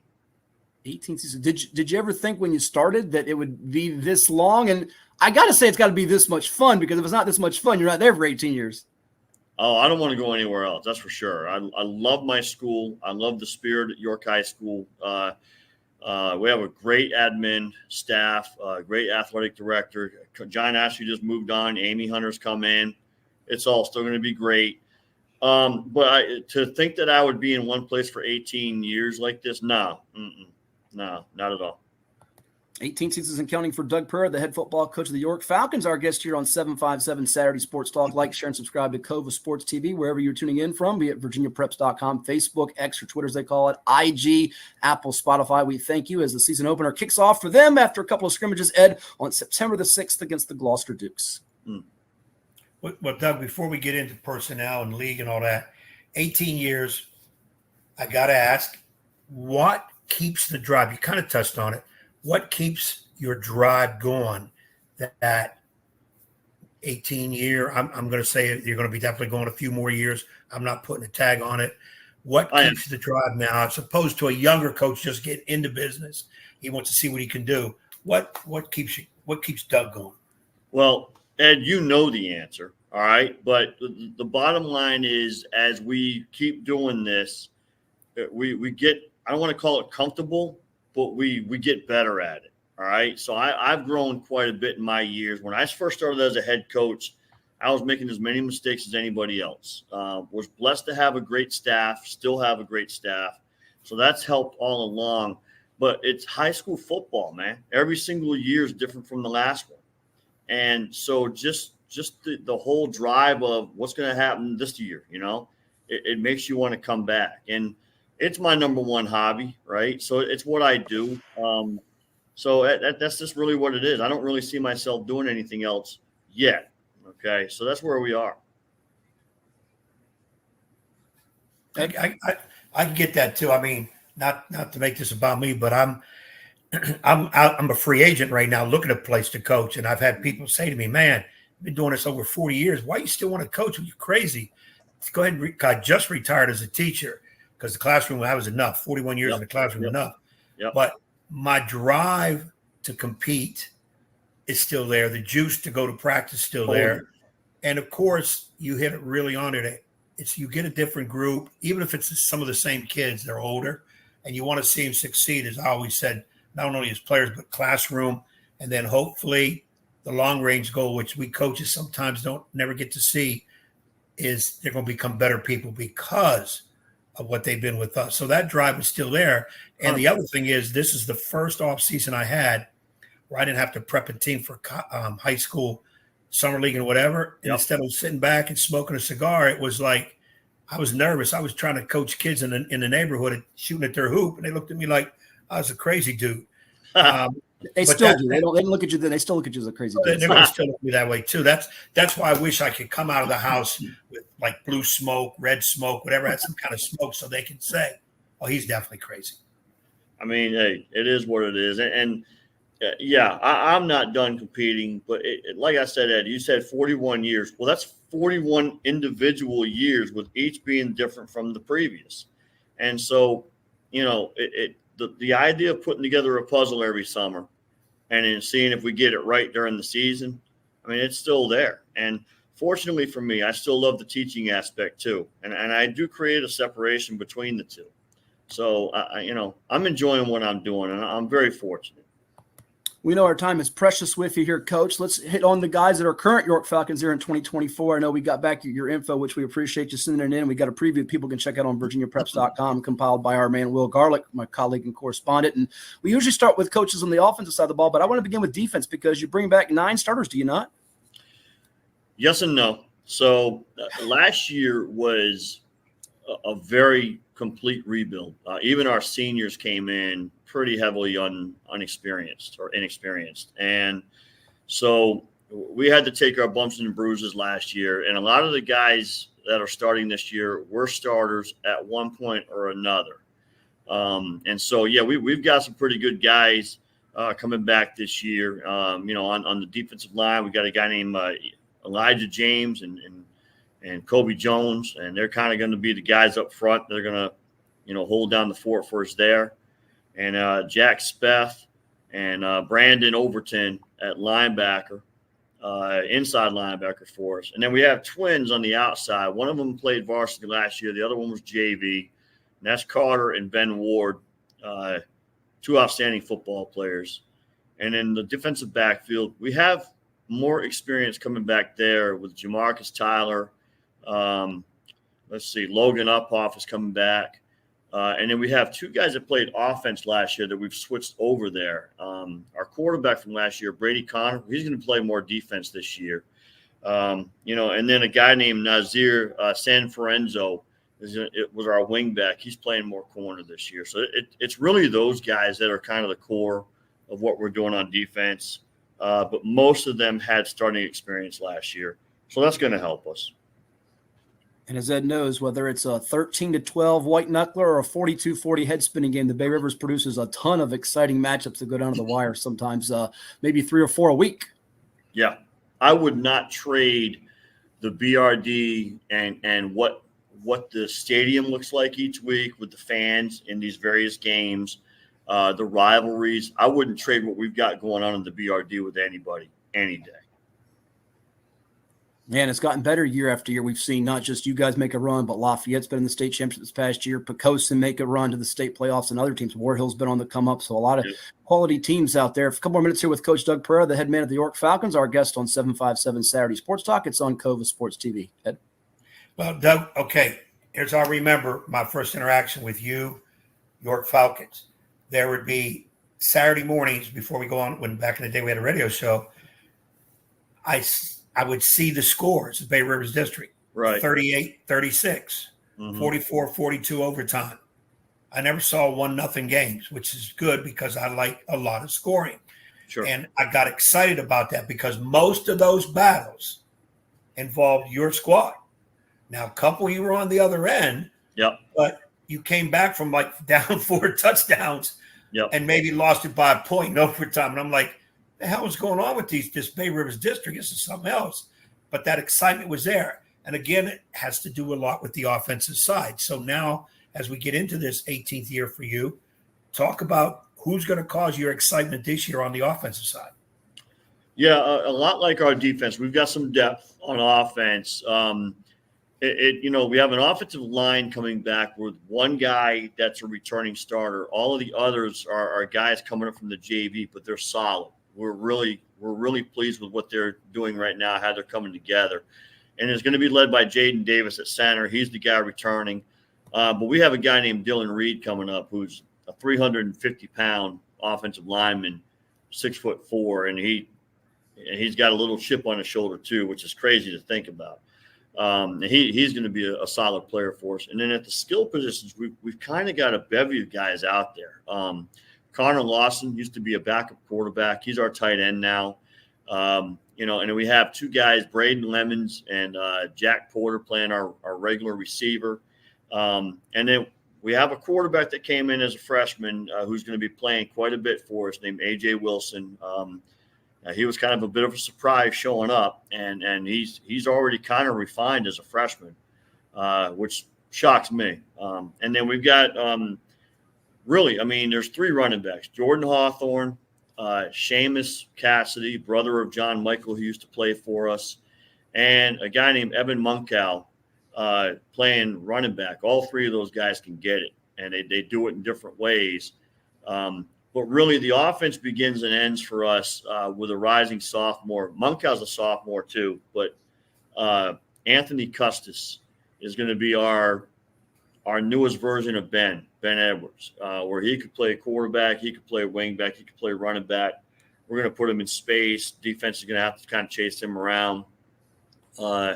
He's kind of the guy that we can maybe call our big time, the big play guy. So we're feeling pretty confident with what we're capable of doing, as long as the guys this summer, meld the way we think they're supposed to and the way they're going to. We should be in good shape. And we got to stay healthy, of course. That's always paramount for everybody. Well, last one for me, maybe I can finish up with one as well. Coach, the Bay Rivers is we've talked about, gotten better and better and better. What's your view of the league and what it will take for York to be, after November 8th, that finale against Grafton, having a chance to be in the playoff mix and making some noise there? What do you think it's going to boil down to, and how you fit in that BRD puzzle, if you will? All right, so 100% starts with health, like I said before. The second thing, it has to be this team has to gel. Okay, the young guys have got to grow up quickly and accept their role, but also grow in their role. And then when it's all said and done, it comes down to, just like any high school league, you've got teams right now who might have been great last year. They're in rebuild this year, and so on and so forth. So we've got to handle our business against the teams we should be. And then we've got to knock off a couple of the teams or a team that either we're level with or maybe they might be favored going in. We do that, and we should be in good shape to get into the playoffs with a good seed. Our team a couple of years ago, 2022, we were 7-3, and we were pretty good. But we got the 8th seed and faced Phoebus in the first round. And a lot of that had to do with, in the season, we didn't handle our business against the teams level with us or maybe slightly better or whatever. We beat all the guys below us, but we couldn't beat the guys that were level with us. And that came back to haunt us. So we've got to win some of those games that are going to be tough going in. If I remember correctly, you won like 7 or 8 in a row in 2021 and ran into Phoebus. So I don't think you shed any tears when they moved up to Class 4. 7 times they beat us. I'm done. Let them move. 7. Goodness. 7 times over the years. Let them play up. Well, they beat Oscar Smith, who was Class 6 that one year too, coming off a championship. So they were beating everybody, whether they were 6-5, 4-3, 2-1 blast off. So yeah, hey, to their credit, and they're great program. I'm never gonna talk against that. They know what they're doing over there. Well, Coach, it's a pleasure having you on the program. I'm sure this won't be the last time, and we'll get you back on after a big win where Ed can find a way to get some blue smoke in his house or at our studios to celebrate you getting a win and him getting the prediction right. So all the best to you. Keep in touch, and we'll be watching and keeping a close eye on how the Falcons do here in 2024. Guys, thank you very much for having me. Yes, Ed. Doug, one more thing. Yeah. I used to tell the younger coaches when we have them on, even though I don't know a damn thing about football. You don't. But tell a veteran guy, because I told Stikowski at Cox a couple years ago, and the play worked, and he won a game, and I told him I don't want no credit. It also didn't work 2 times we lost, but go ahead. 4th and inches. Make sure sometime during the season you put in the end around, the flea flicker, or we hike to the running back, spread the quarterback out wide. Looks like we're running it. We pitch it over the top. He scores in the end zone. 4th and inches. I know you probably, veteran guys, so I don't tell you, probably have it. Don't be afraid to use it. Something along that line will happen before this season's over, Ed. I can tell you that for a fact. There I go. That's what I want to hear. Yeah. Hey, thanks for having me, guys. Go Falcons. There you go. York Falcons head football coach Doug Pereira, our guest here on 757 Saturday Sports Talk. We'll take a timeout and hear from some of the sponsors and make it possible for us here. You're watching Cova Sports TV. We'll be back in just a bit. As a banker at Town Bank, we believe that people bank with people, not with banks. You're looking for an actual personal relationship, and that's what you get at our bank. You get that person that gets to know you, gets to know your business, is there for you. I think that is what motivates us, what drives us. And the idea that we are trying to serve others and enrich lives, I think is very true.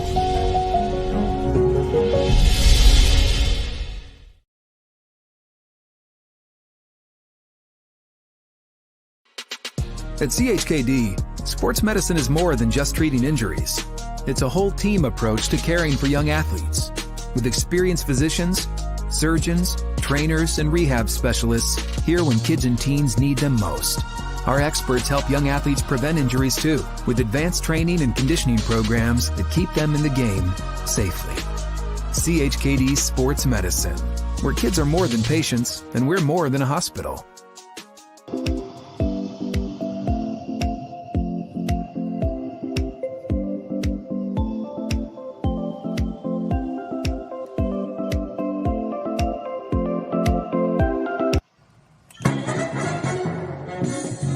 And now back to Matthew Hatfield and that evil basketball coach. Blast you, Ed Young!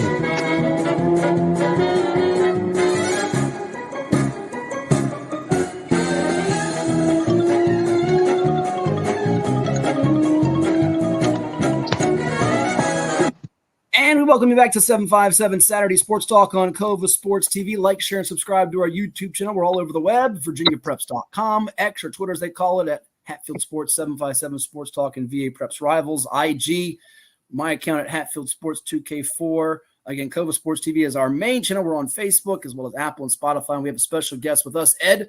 He is the head football coach of the Deep Creek Hornets, Purple Thunder. He's restored the pride over there. Andre Twine with us here. Coach, good to see you. How's the month of August and summer been for you as you get ready for the countdown and almost time for kickoff, and that smell is in the air? Football's here and it's back.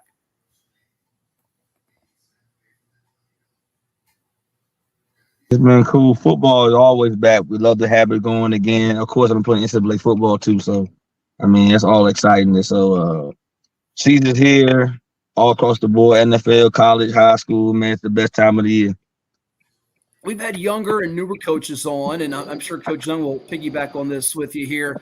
Now that you're a veteran, take us back to how you got Deep Creek back on the map. Looking back, you didn't go there, but you are a guy that played in the Southeastern District. You got some ties to the area, some roots here in the 757. It wasn't an easy job to get the thing back, but we know Deep Creek's had some studs in the years past. The D'Angelo Halls, the Deion Dyers, the Daryl Tapps, the James Anderson's. List goes on and on. And you brought back some Deep Creek guys on your staff. You brought your father on the staff. How did you get it turned around? And what advice would you give to some of the younger coaches because you once were in their shoes? And you gotta establish your identity first. That's the first thing you gotta do. Understanding what you want to do in regards to your program. Look at the guys what they can do best. Keep a great culture going, not only from the football field but off the field also. And once you establish that, you'll be good to go. Have your identity as a coach. Understand what the focus is for your program among your staff also. And then once you get that going, it's just not saying smooth sailing, but you're able to adjust at all times with the type of kids you have each year. Well, put by the head man of the Deep Creek Hornets, Andre Twine, our guest here on 757 Saturday Sports Talk. It's Cova Sports TV, Ed. Now, Andre, you mentioned about establishing your program, and once everything is in place, it's just a matter of everybody doing their job and running what they're supposed to be doing. Now, what year is this for you at Deep Creek? This is my 8th season now. 8th season. All right. And then now, were you head coach anywhere else? Oh, not in high school. I was in middle school for 5 years at Deep Creek Middle, and then 2016 I got the head JV job. Then 17 I got the varsity job, and been ever since then. Now, something we always talk about with younger coaches, and I really don't get a chance to ask the older coaches, like who kind of molded your philosophy? Who do you pick and steal from? Who are some of the guys in your lifetime in coaching that you've kind of taken things from and things you run that similar to what they did? Oh man, I go back to my playing days. Coach Adrian, how he was a straight statistician in regards to what he did in the math of his game at Norfolk State. Coach James Little at Indian River Middle School, we coached together. Told me how to have a disciplined program and what you want to do. And then after that, of course, my father. I mean, I had probably the biggest influence in my household. So at that point, my dad is showing how to stay consistent, have fun, enjoy what you do, and have a focus for your program. And with those people in my life like that, that's where I kind of got my identity from. And, of course, your father, Phil Twine, that's a name that's carried a lot of weight over the years in Chesapeake. He was at Oscar Smith for some championship runs there as an assistant. And you obviously, being a former Norfolk State Spartan, behold the green and gold, former Great Bridge Wildcat. For you, I'm curious, and Ed can probably jump in here too. What do you love most about coaching? Because you're also a track and field guy. You've had a lot of great track athletes over there at Deep Creek. What still gets the juices flowing and the blood pumping for you in Friday night football and doing what you do?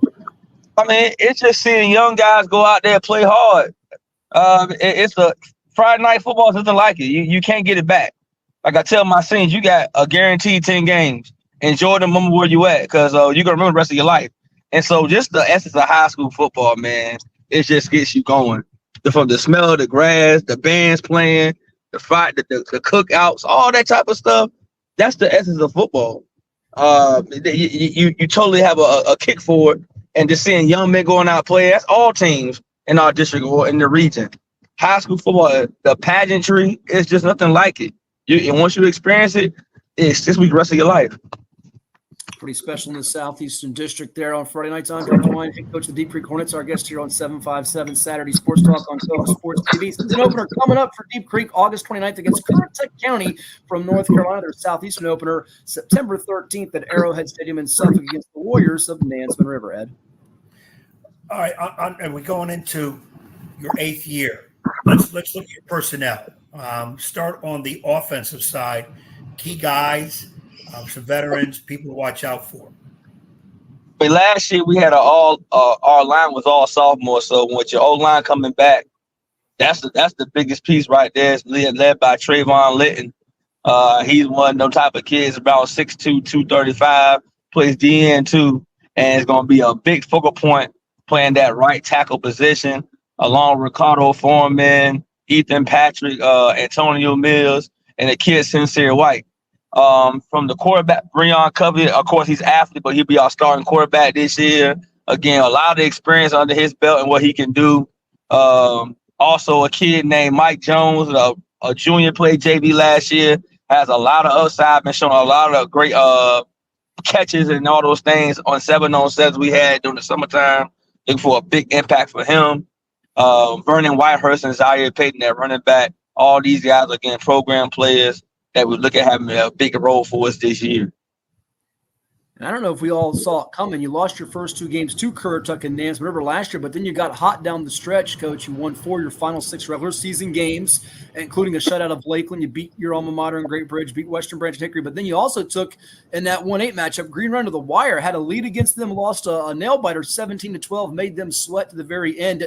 Did you feel like even though you didn't get the result you want, and I know you're not a believer in moral victories, but the kids coming back that were in that moment, that it made them hungrier for the offseason here and as you prepare for this opening game coming up on August the 29th as you get back to the playoff run? Oh, yeah, most definitely. People didn't realize the Currituck game, we committed 7 turnovers in the game, and we still lost in the last play of the game. We dropped the ball in the end zone.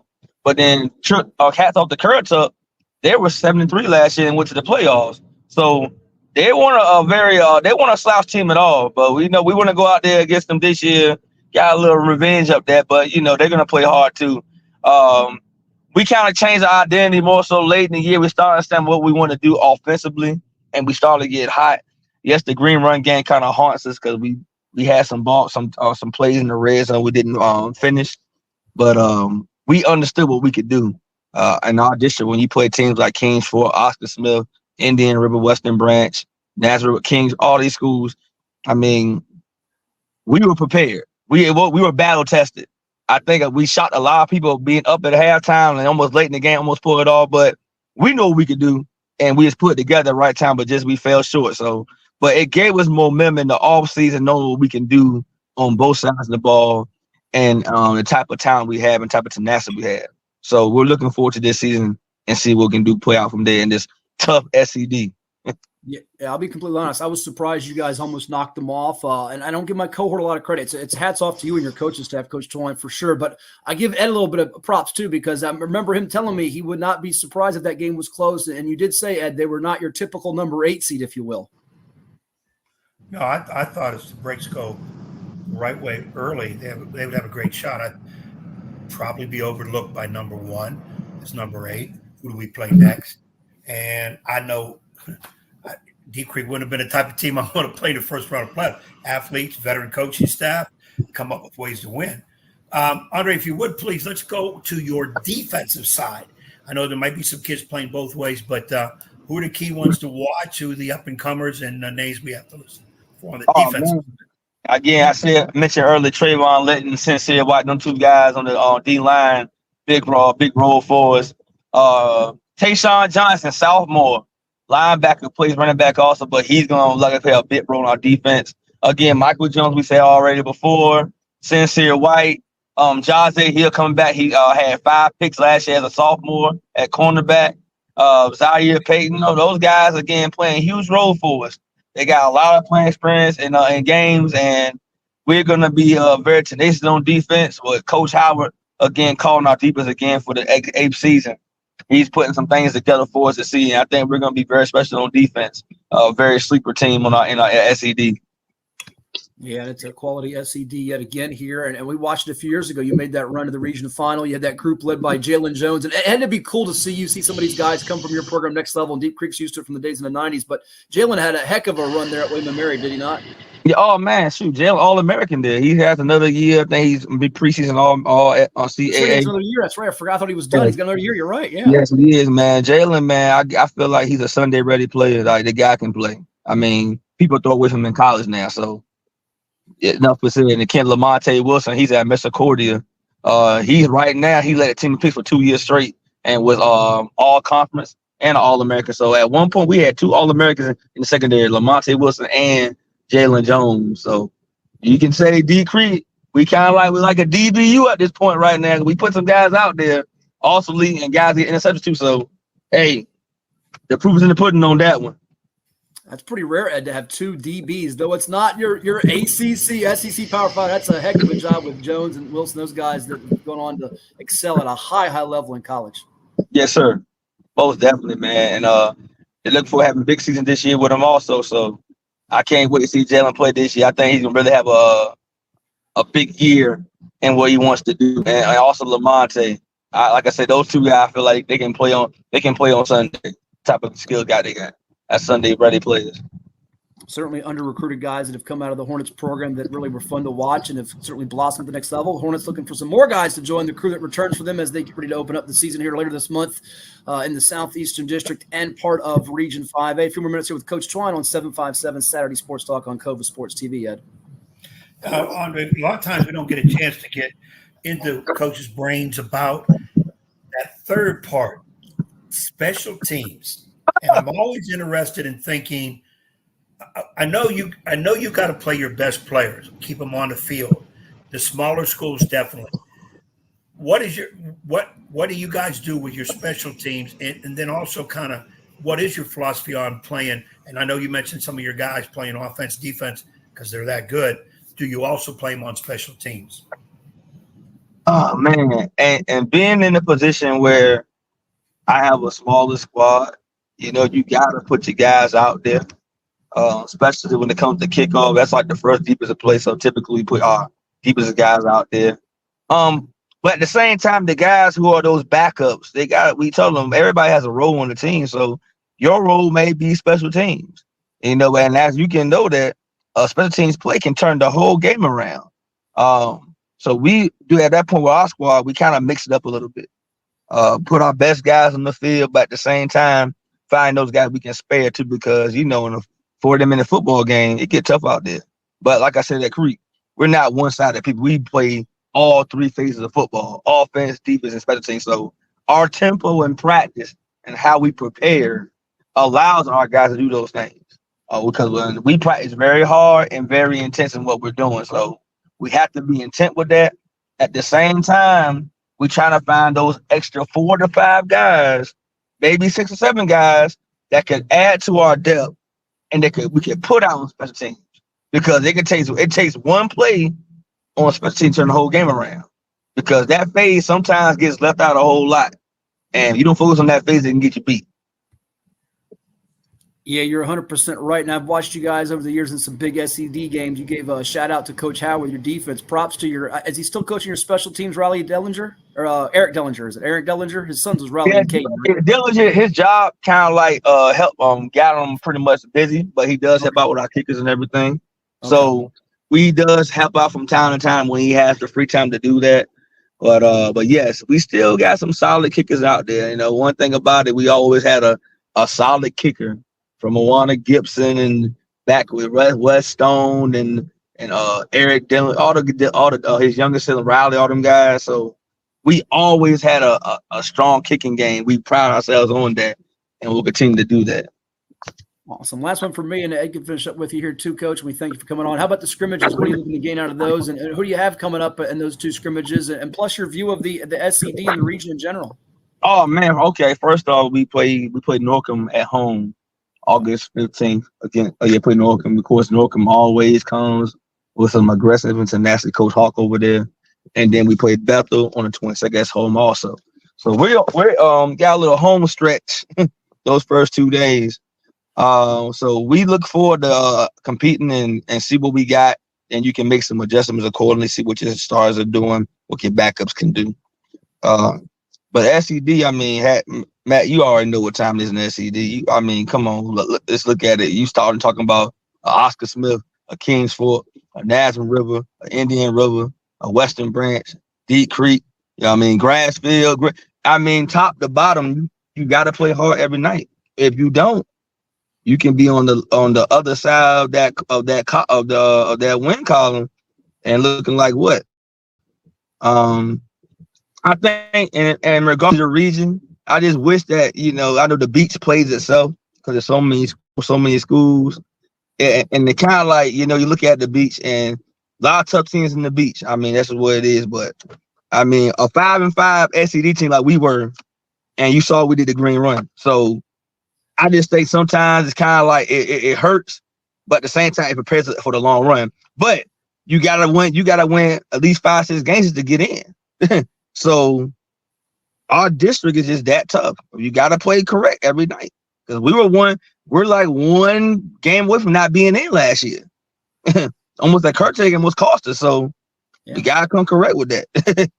No, and to the credit, give Indian River a lot of props. They win the district, and Jordan Harris was a beast for them off the edge. Now going to your former school there with NSU and Coach Brandon Carr and his crew for what they did because they were challenged and tested. And I think it does. Ed, me talked about it before, and I'm sure Coach Young, you can jump in here. That I think it's, I don't know if unfair is the right word, but it would be great if the beach was able to play one out of district game because the Southeastern, Eastern, and Peninsula plus the Bay Rivers all have that luxury. And I think when you get to power ratings time, it's not the same ball of wax when they have to play 10 schools all from their district. You guys have an out-of-district game. The Eastern has 3.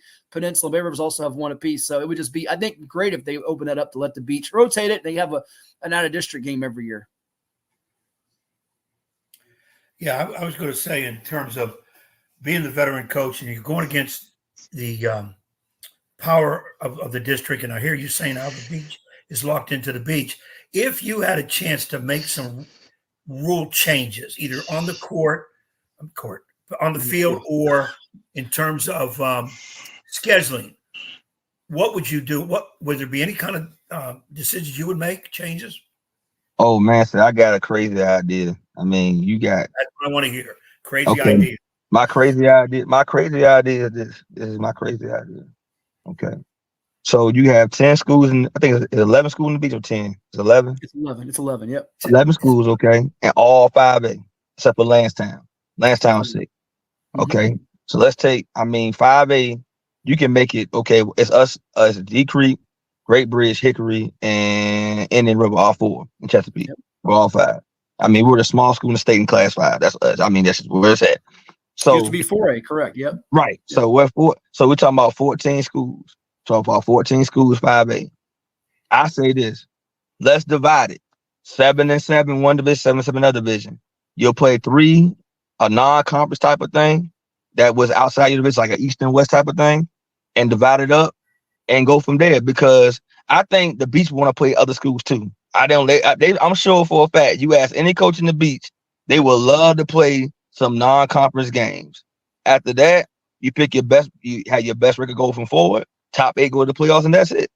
I just think that at this point now, it's almost like region play is key with everything. So I love district play because it prepares us. At the same time, like for that shot, like okay, yeah, as you can see, I love to play a Bayside in the regular season, or a Kellum or a Cox. You see where you at, because I just think that sometimes the math not math, as they say. You got it's not balanced, but you only going to control you control at that point. So that's just how I feel about it. No, I'm with you 100%. I think the coaches are in agreement, whether they're from the Beach or the Southeastern District. And the fans, I think, would like it too. It'd be good to see, because sometimes you get tired of playing the same 10 every year and rotate it. So it's not, if you were worried about having school, if FC doesn't play PA or Cox doesn't play Kellum, just rotate it so it doesn't happen. You miss them 2 years. I think it'd be a good way to do it. Well, Coach, we're looking forward to watching Purple Thunder and getting you back on after a Hornets victory one of these Saturday mornings here on the podcast. Thank you for doing it. You've been a loyal listener and guest of ours from the radio days, and now having you on podcast is a real joy. So we wish you all the best this coming year, and I'm sure we'll be talking to you and getting ready for that run to the playoffs come November. Yeah, it's crazy, Matt. It's crazy because now look back at it, I'm like, dang, I'm one of the oldest tenured coaches in the district now. What the heck is going on? I was one of the youngest. Now I'm one of the oldest. I haven't turned 40 yet. So I'm like, hey, but sometimes it's good. A lot of young blood in the district, man, it revitalizes a lot of things. But I'm telling you, man, I'm the oldest guys in the district. And I'm like, where has the time flew? Well, how do you think Ed feels? He's got great grandkids now coaching. Oh, no, I'm sorry, not quite. Hey man, he long tenure, so he had the time he put in. It's what it is. So you gotta look at guys like Ed, my pops, all them guys. They're the elder statesmen. They seen it all. So well they say is like law. So hey. Like I said, you got to have at the high school level, you really got to have a love for it. You're not getting paid what you do. You got to do pretty much everything on your own. Sometimes you got the people above you are clueless, and you've got to work with that because they're above you. And then you got kids who want to play, but they don't want to put the work in. And then we have great parents who think their kids should play every second and wonder why Alabama and Georgia are not recruiting them in football. It's a lot. And I've always made this statement. 98% of the college guys wouldn't last 2 weeks in high school. A lot of high school guys that have lasted can do it in college because you would have all that stuff somewhat on your side. Each place has its own. And like I said, people ask me, how long you've lasted so long. I've had the right players who listen. I've had assistant coaches bust their butt. I've had administration that says, okay, he's a little crazy. We don't let him do this and see how it works. Crazy. And then I tell the parents, this is how we're going to do it, and this is what I'm not going to accept. If you can't buy into that, you can go. And nowadays, they'll go quick. But you know what? You got to worry about what's in front of you, not who's leaving. And back in the day, younger coaches try to cater to the stutter too, and they don't want to lose them, but they'll lose their team trying to pacify a kid who really is not going to help you that much down the road. He's going to be more of a problem. Yeah, hey, trust me. If anybody know about transfers, I know about transfers. So at the end of the day, it's what it is. That's the day and age we live in. You don't know when a kid can be leaving or coming back. You just don't know. But you can only focus on who is in front of you and who you got. And that's always been my standard in regards to what we do.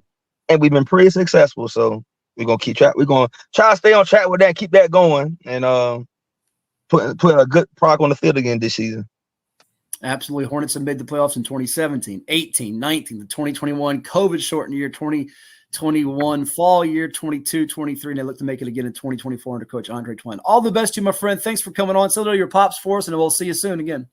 Appreciate it, man. Thank y'all. Y'all have a good evening. Good luck to you. Deep Creek head football coach Andre Twine with us here on 757 Saturday Sports Talk. Another timeout. We'll be back with more. Put the finishing touches on this edition of the show right here on Cova Sports TV. Stay tuned.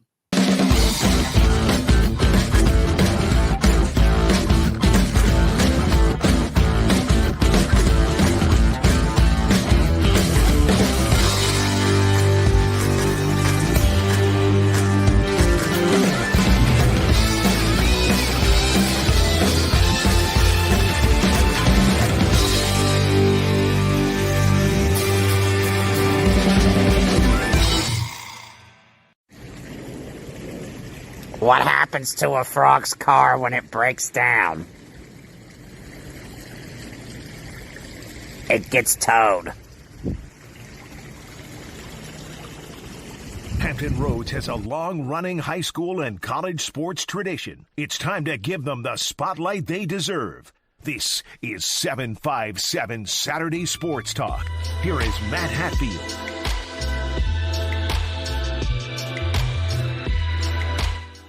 Wow, what a jam-packed show we had for all of you. We appreciate you tuning in here on 757 Saturday Sports Talk on Cova Sports TV. Like, share, and subscribe. And we've had a lot of coaches. More going to come your way next Saturday. For the coach, Ed Young, I'm Matt Hatfield. Want to get a couple more things out there before we do sign off on this Saturday. Brandon Plummer, head basketball coach of the Maury Commodores, taking an assistant coaching job at Elizabeth City State. All the best to Brandon, who did a splendid job at the helm of the Commodores, following up a legend in Jack Baker.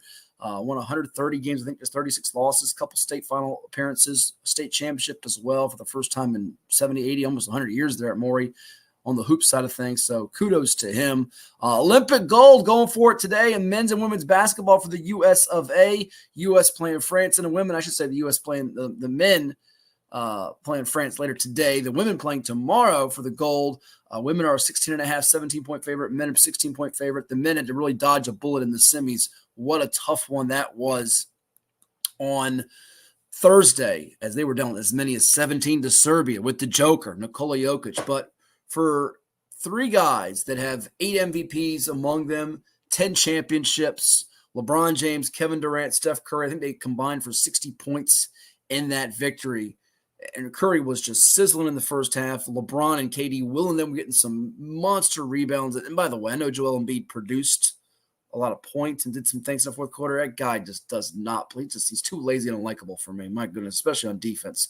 KD and Bron willed them to victory. And the comparisons do need to stop with the Dream Team, simply because if Bogey is your second best player and he was the best player on the floor for Serbia at times in that game, even over Joker at times, not saying he's better than Joker, I can't buy them as they really belong on the same field, if you will, as say same field, same court as say, Team USA. But salute to the guys digging deep, because while we're still scratching our head about Steve Kerr not playing Jason Tatum at all and some of his rotations, especially late in the third quarter, it was a tough, hard-fought comeback win, and it had a lot of theater and drama and excitement. And for those big three that I was just alluding to, it's something that's going to be, not maybe necessarily at the top of their resumes or career accomplishments, but getting gold and doing it the way they did, and even at their advanced ages, especially LeBron at 39, whether you like the guy or not, it's something else. And we finish up the show with a salute to Grant Holloway. What a job he did.